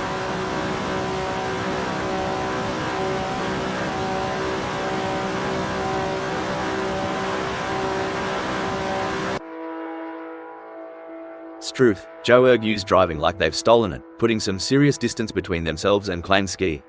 Is there anything left in Klangski's tank? It's clear as day that Jorg Yu is holding all the cards. They're making it near impossible for Klangski to close that gap. You know, Hal, as a former racing driver yourself, can you give us some insights into what goes through a driver's mind during these quieter moments in a race? Sure, Rob. During these moments, drivers often take the opportunity to assess their race strategy, monitor their car's performance, and plan their next move. It's all about staying focused and finding the right time to strike. In a race where seconds count, Alex Gardner is counting on less of them between themselves and Joe Ergu. Much like I'm counting on less seconds until lunchtime.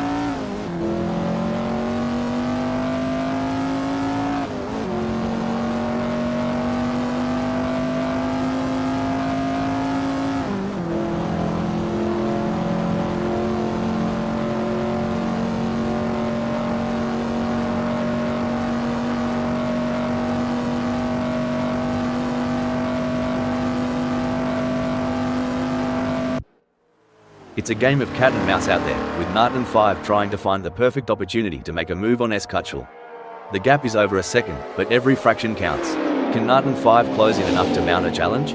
Absolutely. Nate and 5 in ninth will need to be patient and carefully work to reduce that gap without overdriving it, as they can't afford to take unnecessary risks and risk an off or damaging their car. Let's see if they have what it takes to get back into the... Sorry to interrupt here, but it looks like Assetto has been called into the pits. A strong showing from Lars, who is currently 6th. You're right. Every gear shift, every turn counts. Lars knows the weight of that 6th.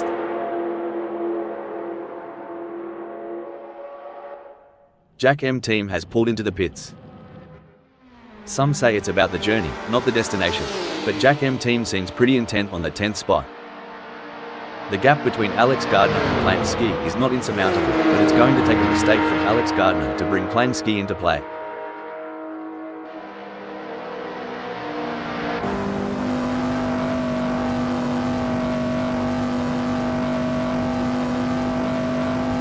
Buckle up, Hal. Klansky is cutting into Alex Gardner's lead like a hot knife through butter. It's now down to 0.4 seconds. Alex Gardner is walking a razor's edge here. They need to keep their wits about them and stave off the relentless pressure from playing. Hold on a moment. Alex Gardner is pitting. Megasaurus 55 is placed first at the moment. And just like in any great drama, Megasaurus 55 is the lead actor right now, captivating us all from the first. From where we're sitting, Richard Rossier seems unmovable from that 5th.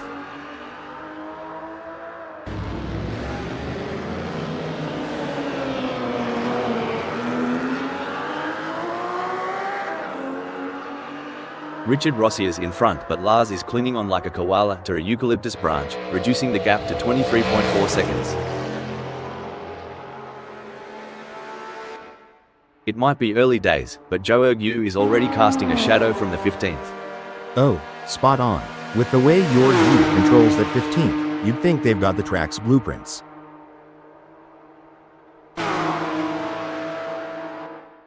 Assetto has decided to pit. A great pass for Sunoiler as they pick off other drivers and move up the field. Meanwhile, Rob Keane has lost ground.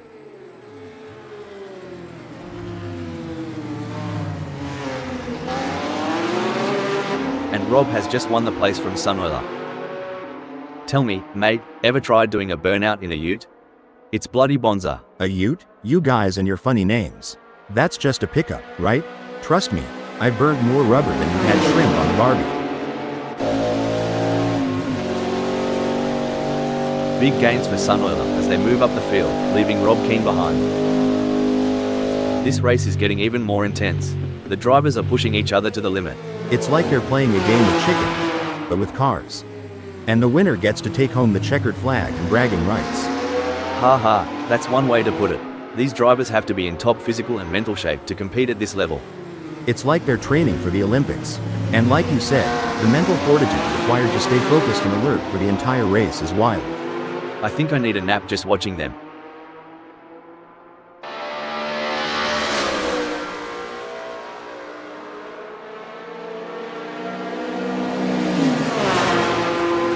Rob's giving it a red-hot go, but can't seem to muster the pace to keep up with Sunoiler. It's like chasing a roo on a motorbike.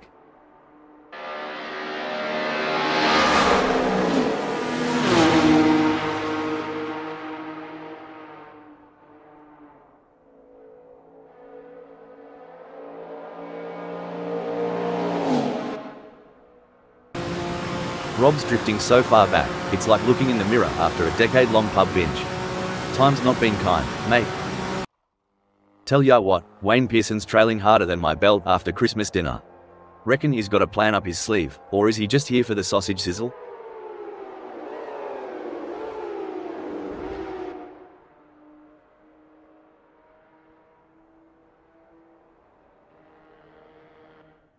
Looks like Wayne Pearson remembered to twist that anti-roll bar, giving him better cornering. If they get any closer to Superman, they'll be seeing what they had for brekkie.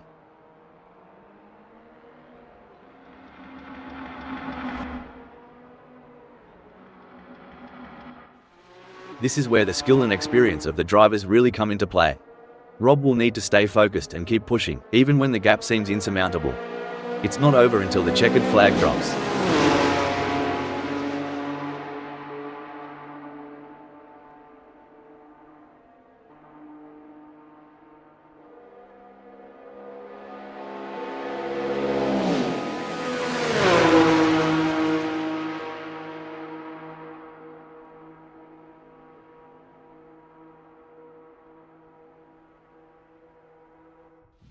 If Narton 5 goes any slower, they'll join me in my failed dreams collection. Front row seats available. Dang, Nathan 5 is so far back, they're in a different time zone. Hope they remember it's race day, not laundry day.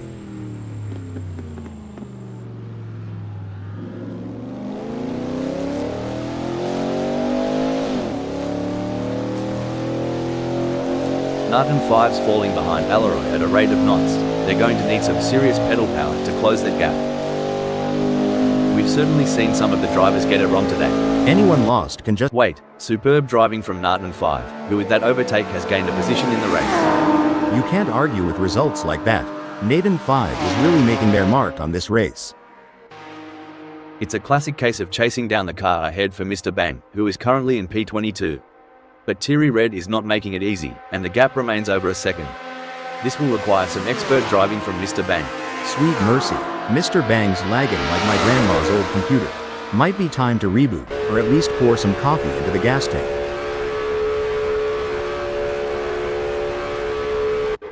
Oh dear, Cutchell has had an incident.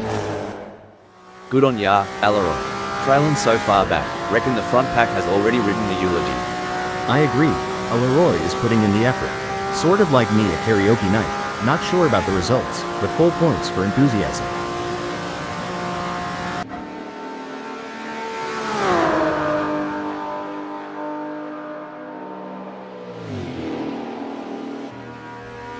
Alleroy and Narton 5 have a gap between them that's growing like Jack's beanstalk. We're talking 3.1 seconds now.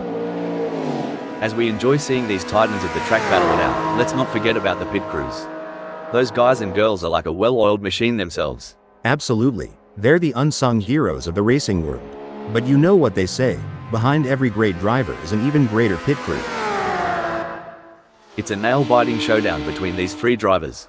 They're nose to tail, pushing their limits in every corner. Absolutely, Rob, the intensity of this battle is unmatched. These drivers are leaving no room for error and showcasing their exceptional racing skills.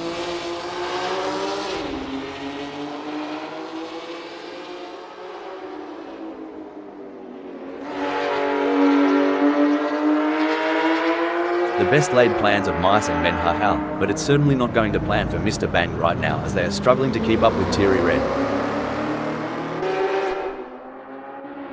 Oh mate, Superman's more out of place than a vegan at a Bunnings sausage sizzle. Time to throw another gear on the Barbie.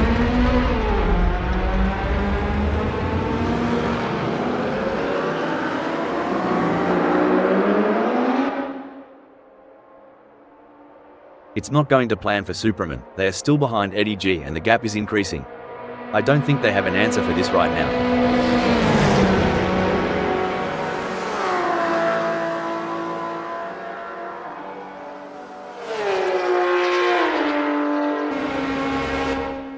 Looks like Rob Always Keen is trying to chase down Summerler, but right now it feels a bit like my attempts at dieting. A lot of hard work with slow results. My mama used to say, you can't shine if you don't try. Guess Rob missed that lesson. Just like my pie making class.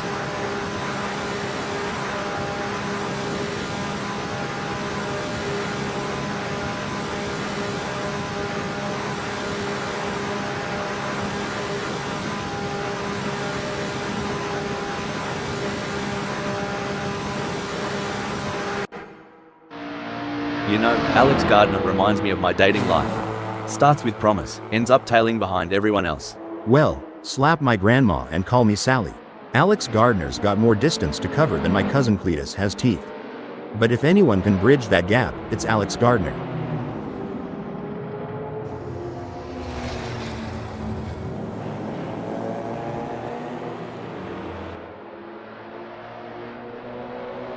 Things are looking as crook as Rookwood for Alex Gardner, lagging behind Klansky and the gap stretching out like a long country road.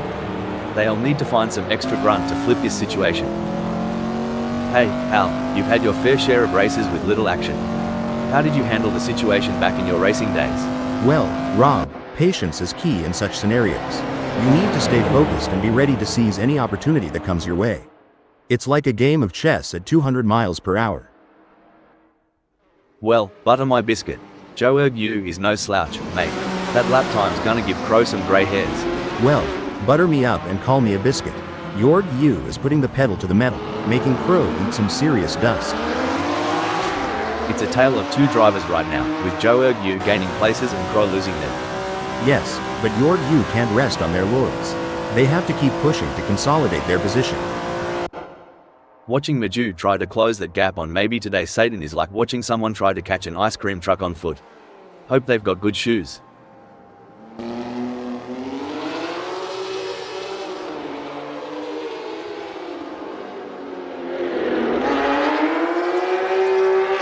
If Maju doesn't pick up the pace, how, they'll be as relevant as an ashtray on a motorbike.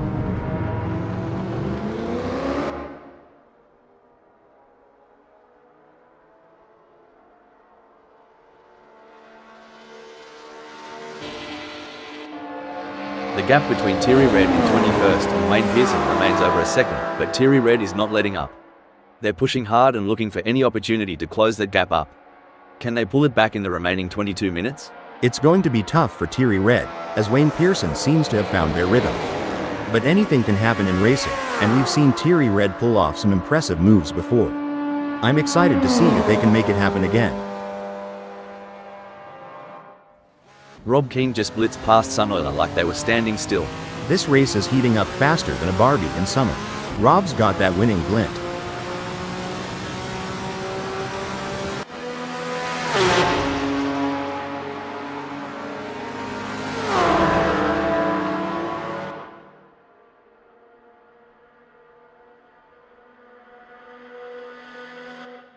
Remember when Rob Always Keane was on the pace? Neither do I, kinda like my recollection of last Friday night.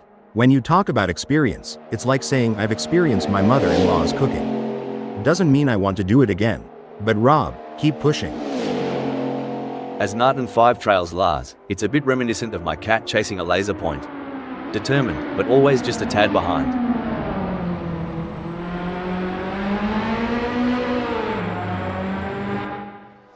It's the classic cat and mouse game, but instead of cheese, the prize is a racing position. Can Thierry Red steal it from Wayne Pearson?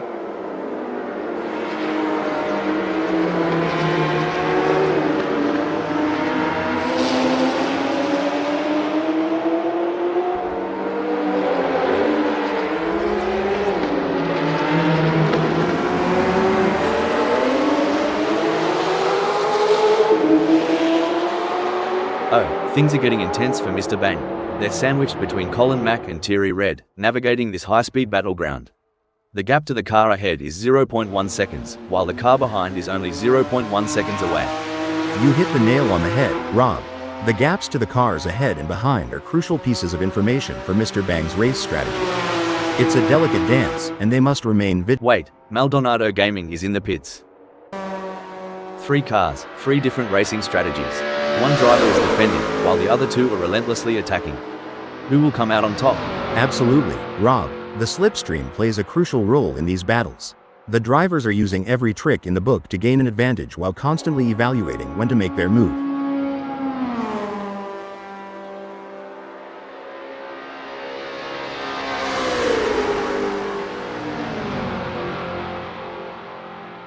It's starting to look like we might get a battle between Mr. Bang and Thierry Red.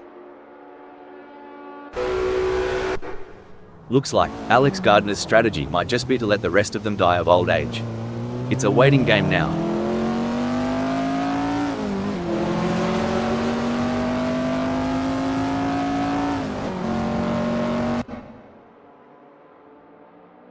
It's not looking good for Alex Gardner. They are still behind Maldonado Gaming and the gap is increasing. They are gonna need to dig a bit deeper to turn this around. Breaking development. Just like my hope in finding the one, Superman's direction seems a bit lost right now. It looks like Superman has been called into the pits. The crowd is on their feet, roaring with excitement. It's an all-out war between these 3 drivers. Who will emerge victorious? Your guess is as good as mine.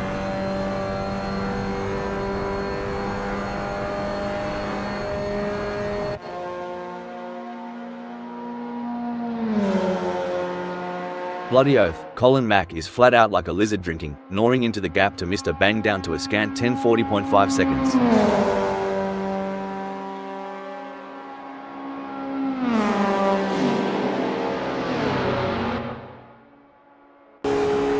Everyone's on the edge of their seats, or in my case, on the edge of spilling my coffee. S. Kutchel is getting closer to Jack M team, and I'm getting closer to needing a towel.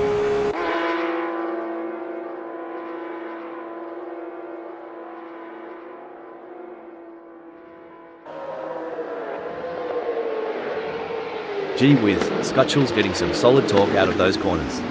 They must have figured out the perfect throttle control while trail braking. Holy smokes, Skutchel's extracting every ounce of horsepower from that power unit. They're tailing Jack M team tighter than a belt after Thanksgiving dinner. The excitement is palpable. This is going to be a race for the ages. The drivers are executing their strategies to perfection, making the most of every opportunity. This is what top-level racing is all about. It's looking good for Superman, sitting in 19th. They say racing's a game of nerves, and Superman's surely holding theirs, keeping that 19th spot warm.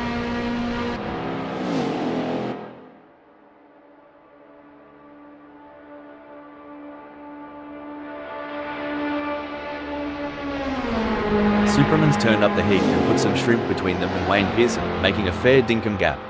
Agreed. Rob, superb driving there. If they keep this up, this race should be a real thrill ride. In your experience, Hal, what was the most important aspect of managing tire degradation during a race? The most important aspect, Rob, was maintaining a good balance between pushing hard and conserving tires. Finding the sweet spot between aggression and tire preservation was key to optimizing race pace and strategy. The track tells a tale of speed, strategy, and skill. Today, it narrates Superman's journey in 19th. You nailed it. The track is a battleground, and Superman's position is their fortress. Let's see how long they hold the fort. The crowd is on tenterhooks as Jack M team in 11th chases after Maju. The gap is just over a second, and you can feel the tension in the air. Can Jack M team find a way to catch up?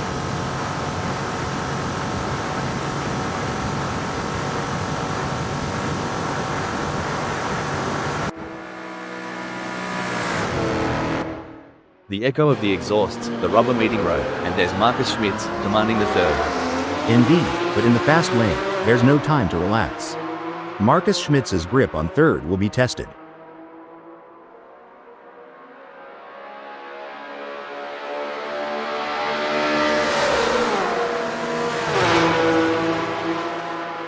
Marcus Schmitz's lead is shrinking faster than ice cream in the outback sun. At this rate, Sunoiler will be on their tail in 10.7 seconds.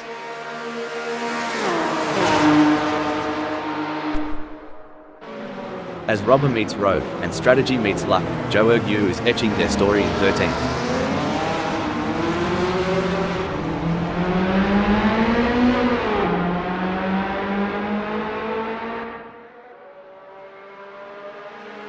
Joe Ergu's ripping it up out there, going harder than a roux on a trampoline and leaving Plansky in their wake.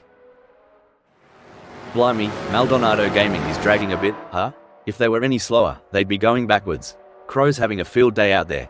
Well, Maldonado Gaming's got their britches in a twist. Crow is riding the gravy train with biscuit wheels, I tell ya. Looks like Thierry Red is chasing Wayne Pearson harder than a croc chasing a tourist who's lost their thongs. It's a bit of a long shot, but we all remember that one time at the pub, right? Exactly. Thierry Red's got to be careful not to overdrive, sort of like overcooking a steak. No one wants a burnt race, right?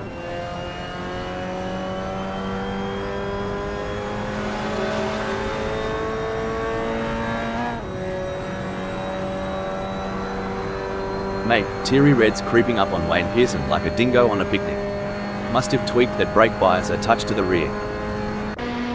At this stage of the race, Superman is holding on to 19th. Anything can happen from here. Couldn't agree more.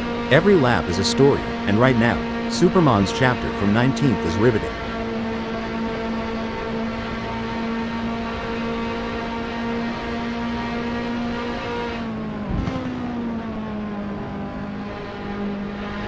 You wouldn't read about it. Superman is putting a fair whack of space between them and Wayne Pearson. Yeah, Rob, Superman's really hitting the gas, but can Wayne Pearson kick it into high gear and catch up? That's exactly what Superman needed to do. It's all about consistency for Eddie G, who is currently 18th. Yes, and in this high-octane opera, Eddie's voice resonates the loudest from that 18th.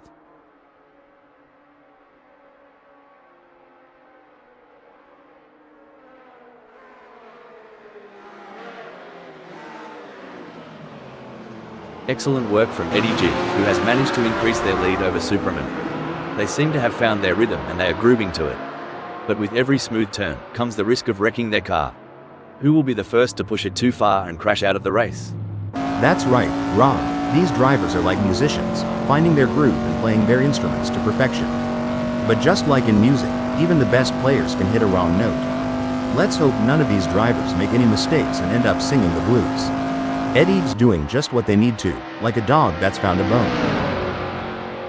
Watching the drivers handle their cars is like watching a croc handler at a wildlife show. There's a finesse to it.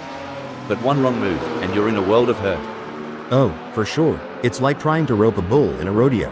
It looks easy from the stands, but up close, it's all about skill, timing, and knowing when it's about to let go. The race is heating up as Mr. Bang in 22nd closes in on Thierry Red. The gap is just over a second, and I'm sure they are going to do everything possible to try and close the distance. They're not giving up without a fight. Just like my attempt at barbecue last summer, Mr. Bang's burning time, but ain't getting any hotter.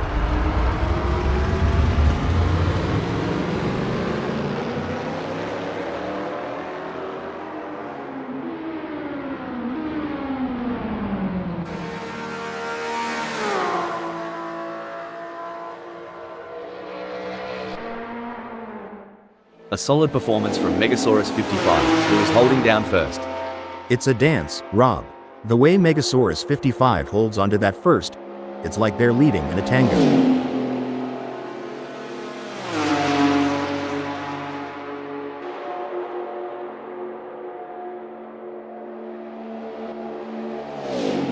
He's pulling away. Megasaurus 55 is increasing the gap to Keen. Megasaurus 55's stronger out there than a bowl of North Carolina chili. They're not giving Rob a sliver of a chance to catch up. They're going side by side, door handle to door handle. This is as close as it gets, folks. Who will have the courage to outbrake the others?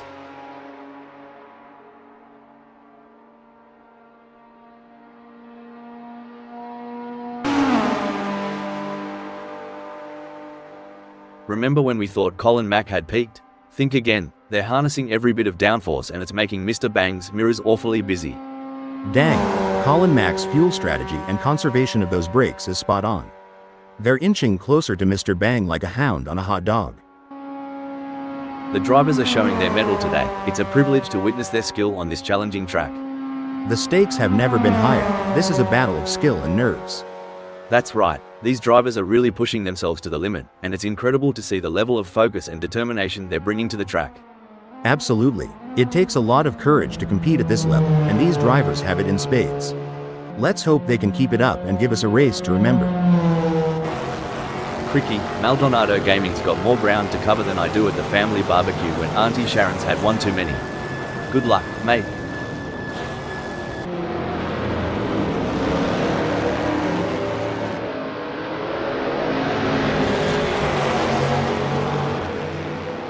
Stone the Crows. Maldonado Gaming's managed to trim that gap with Alex Gardner. Must be the slipstream effect on this straight. Or maybe they've put down their beer. He'll be looking for a mistake to pounce on. An impressive showing from Maldonado Gaming, who has gained positions and left Alex Gardner in the dust.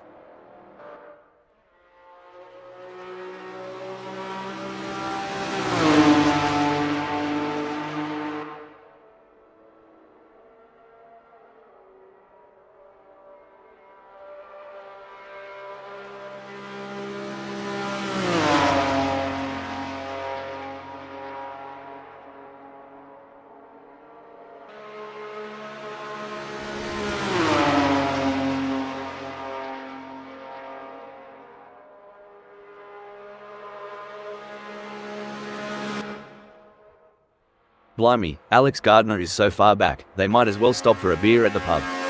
If they spot my ex there, tell them to drive faster.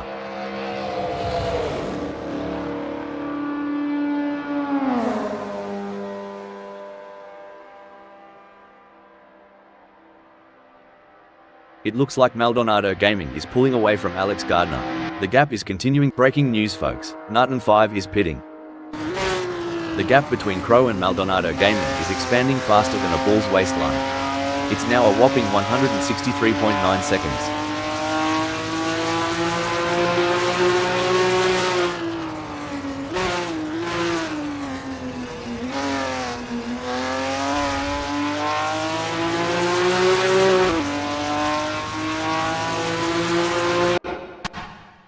The gap might be more than a second, but Alex Gardner is showing persistence. Kind of like me trying to open a pickle jar. Keep at it, and something's got to give. Yeehaw. It's like Alex Gardner took a detour through the drive-thru. With a gap that big, I hope they ordered extra determination with a side of grit.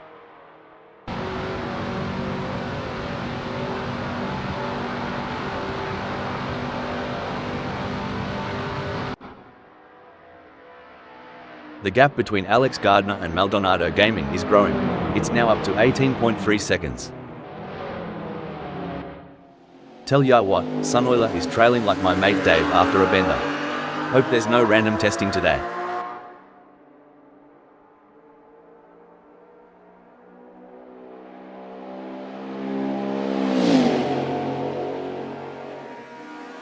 Tire degradation's a right pain in the ass, but hold on a second, Narton 5 has decided to pit.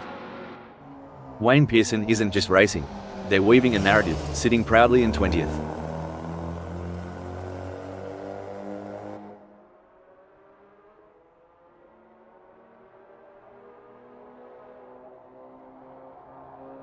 Aussie, Aussie, Aussie, oi, oi, oi. Wayne Pearson is in the lead, but Thierry Red is closing in and the gap is now 59.4 seconds. If Wayne Pearson wants to keep their lead, they're going to need to drive like they've got a gator on their tail.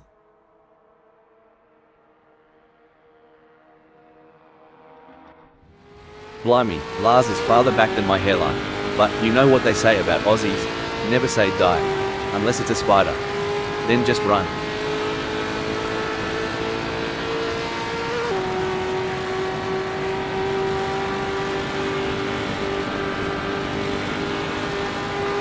Truth, Lars is not here to muck about. The gap to Richard Rossier is dropping faster than a hot pie at the footy, now at 0.8 seconds. Just what Lars needed, like sweet tea on a hot day. Can't let Richard Rossier out of sight for too long. You reckon these drivers do any off-track training? Maybe a bit of kangaroo boxing? Haha, if they do, sign me up. But I think most stick to wrestling with the steering wheel. You can feel the focus radiating from Maldonado Gaming, confidently holding onto the 16th.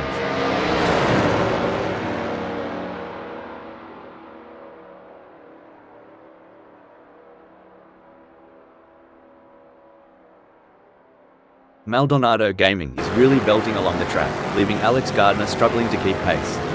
That's right, Rob. If Alex Gardner doesn't pick up the pace, they might as well be moving at a snail's pace.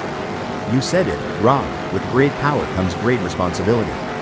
But sometimes, these drivers forget that and let their egos take the wheel. Let's hope they keep their eyes on the road and not on their own reflections in the mirror. In a world where milliseconds matter, Narton 5's grasp on the 8 speaks volumes.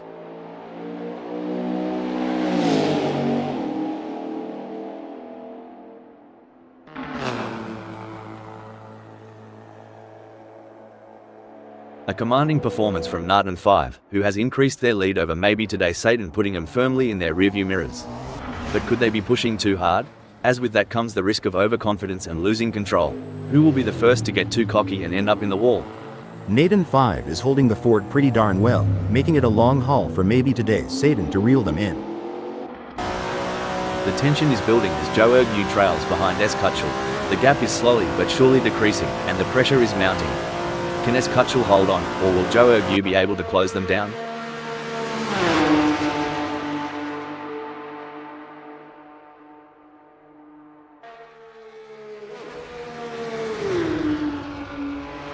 Hang on to your cork hats, mates. We're about to see more jousting than a footy final between Joe Ergu and S. Kutschel. This is where the race gets really exciting. Both drivers will be pushing to the limit to gain the advantage. As a former racing driver, how challenging was it to adapt your driving style to account for tire degradation throughout a race? It was a constant challenge, Rob. Tire degradation can change the car's balance and handling, so drivers need to be versatile and adaptable. It requires continuous adjustments to driving techniques and a keen understanding of the car's behavior. If racing were a dance, Joe Ergu would be trying to lead, but S. Kutschel just keeps cutting in. The dance floor is heating up. With the asphalt burning beneath them, Narton 5's strategy seems to be working, placing them in 8th.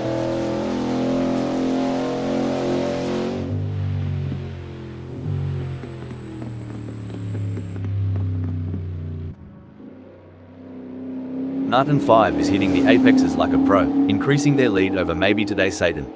But can they keep it up without spinning out?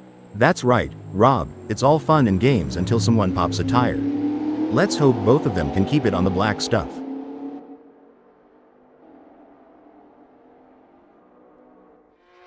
You'd reckon Sunoiler was tracing the shadows of ancient Dreamtime stories with that sprawling distance ahead. It's a trek that rivals the tales of old bunyip chasers.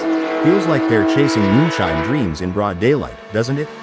But every now and then, the dream becomes real. They certainly aren't going to be close enough to mount any kind of challenge soon unless it's down to a mistake from Marcus Schmitz.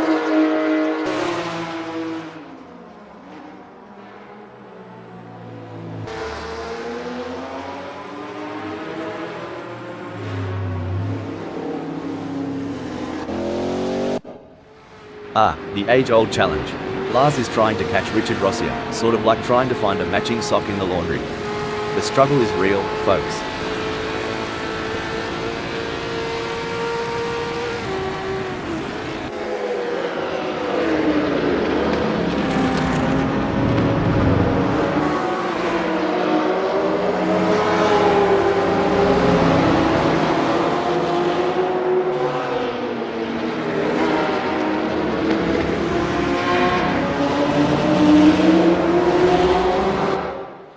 Tell ya what, Jack Mteam's trailing harder than my belt after Christmas dinner.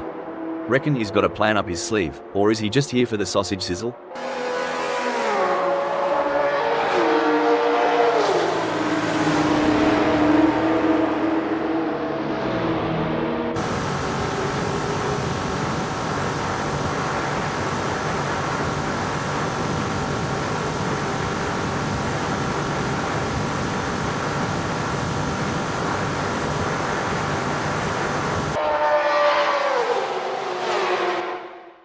If maybe today Satan goes any slower, they'll join me in my failed dreams collection. Front row seats available. It's moments like these that make motorsports so exciting. We're witnessing a battle of skill and strategy between two great drivers, with maybe today's Satan in ninth determined to catch up. But we know Nathan 5 isn't just going to hand it to them on a plate. Maybe today's Satan is going to have to take it. It should be an interesting battle to watch as long as they can close that gap.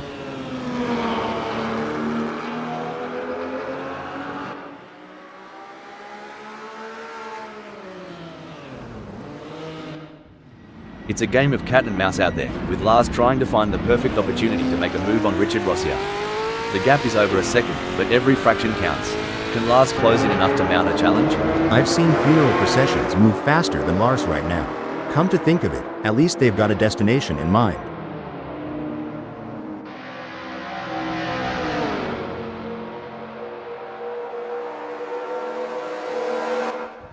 The tension is palpable. Who will come out on top in this epic showdown? It's pedal to the metal for Sunoiler, while Marcus Schmitz is still flipping through the radio channels. Someone better check if Sunoiler's been drinking those energy drinks, as it seems like they got wings. What do you think, Hal? Are there any specific factors that could lead to a driver losing concentration during a race? There are several factors, Rob. Fatigue, stress, changing track conditions, or even issues within the team can all contribute to a lapse in concentration. It's essential for drivers to stay mentally resilient and adapt to these challenges. Who needs speed dating when you've got Lars chasing down Richard Rossier this eagerly? Move over Tinder. This is how you swipe right at 100 miles per hour. I think they are going to take them.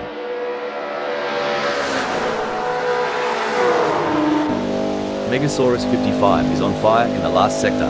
That's an impressive burst of speed. It's all but said and done now. The leader has just finished the race. A fantastic result for Megasaurus 55. Finishing 10th is Maju.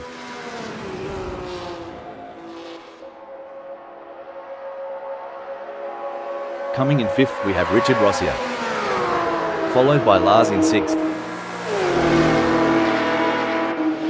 Mr. Bang take 22nd. Taking 18th is Eddie G. 11th and 14th sees Jack Mteam and Klein Ski. Wayne Pearson claimed 20th. Rob takes 2nd place with a fantastic race.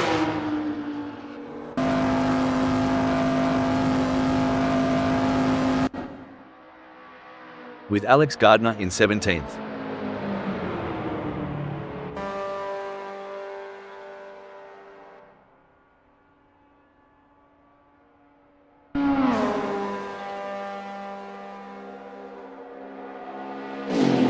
In 21st, it's Thierry Red. That was an outstanding performance from Sunoiler. They fought hard and took the final spot on the podium. What a drive, well-deserved spot on the podium with that performance. Marcus Schmitz in 4th.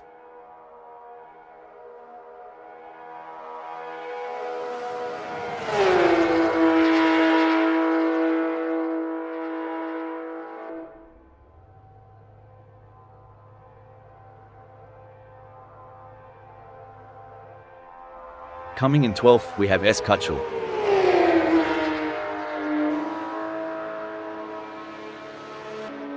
Alaroy brings home 7th. Pro take 15th.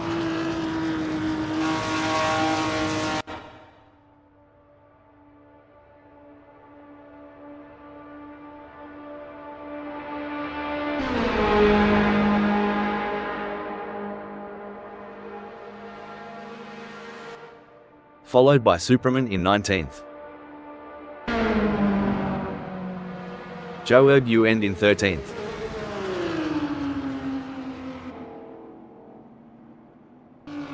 Narton 5 claim 8th.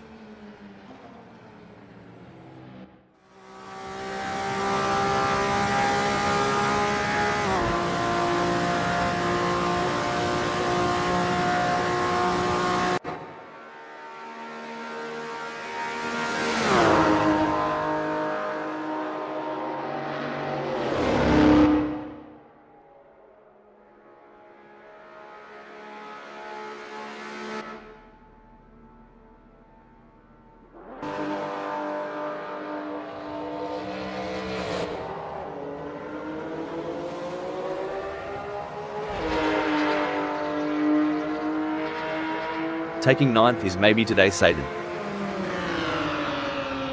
16th is Maldonado Gaming.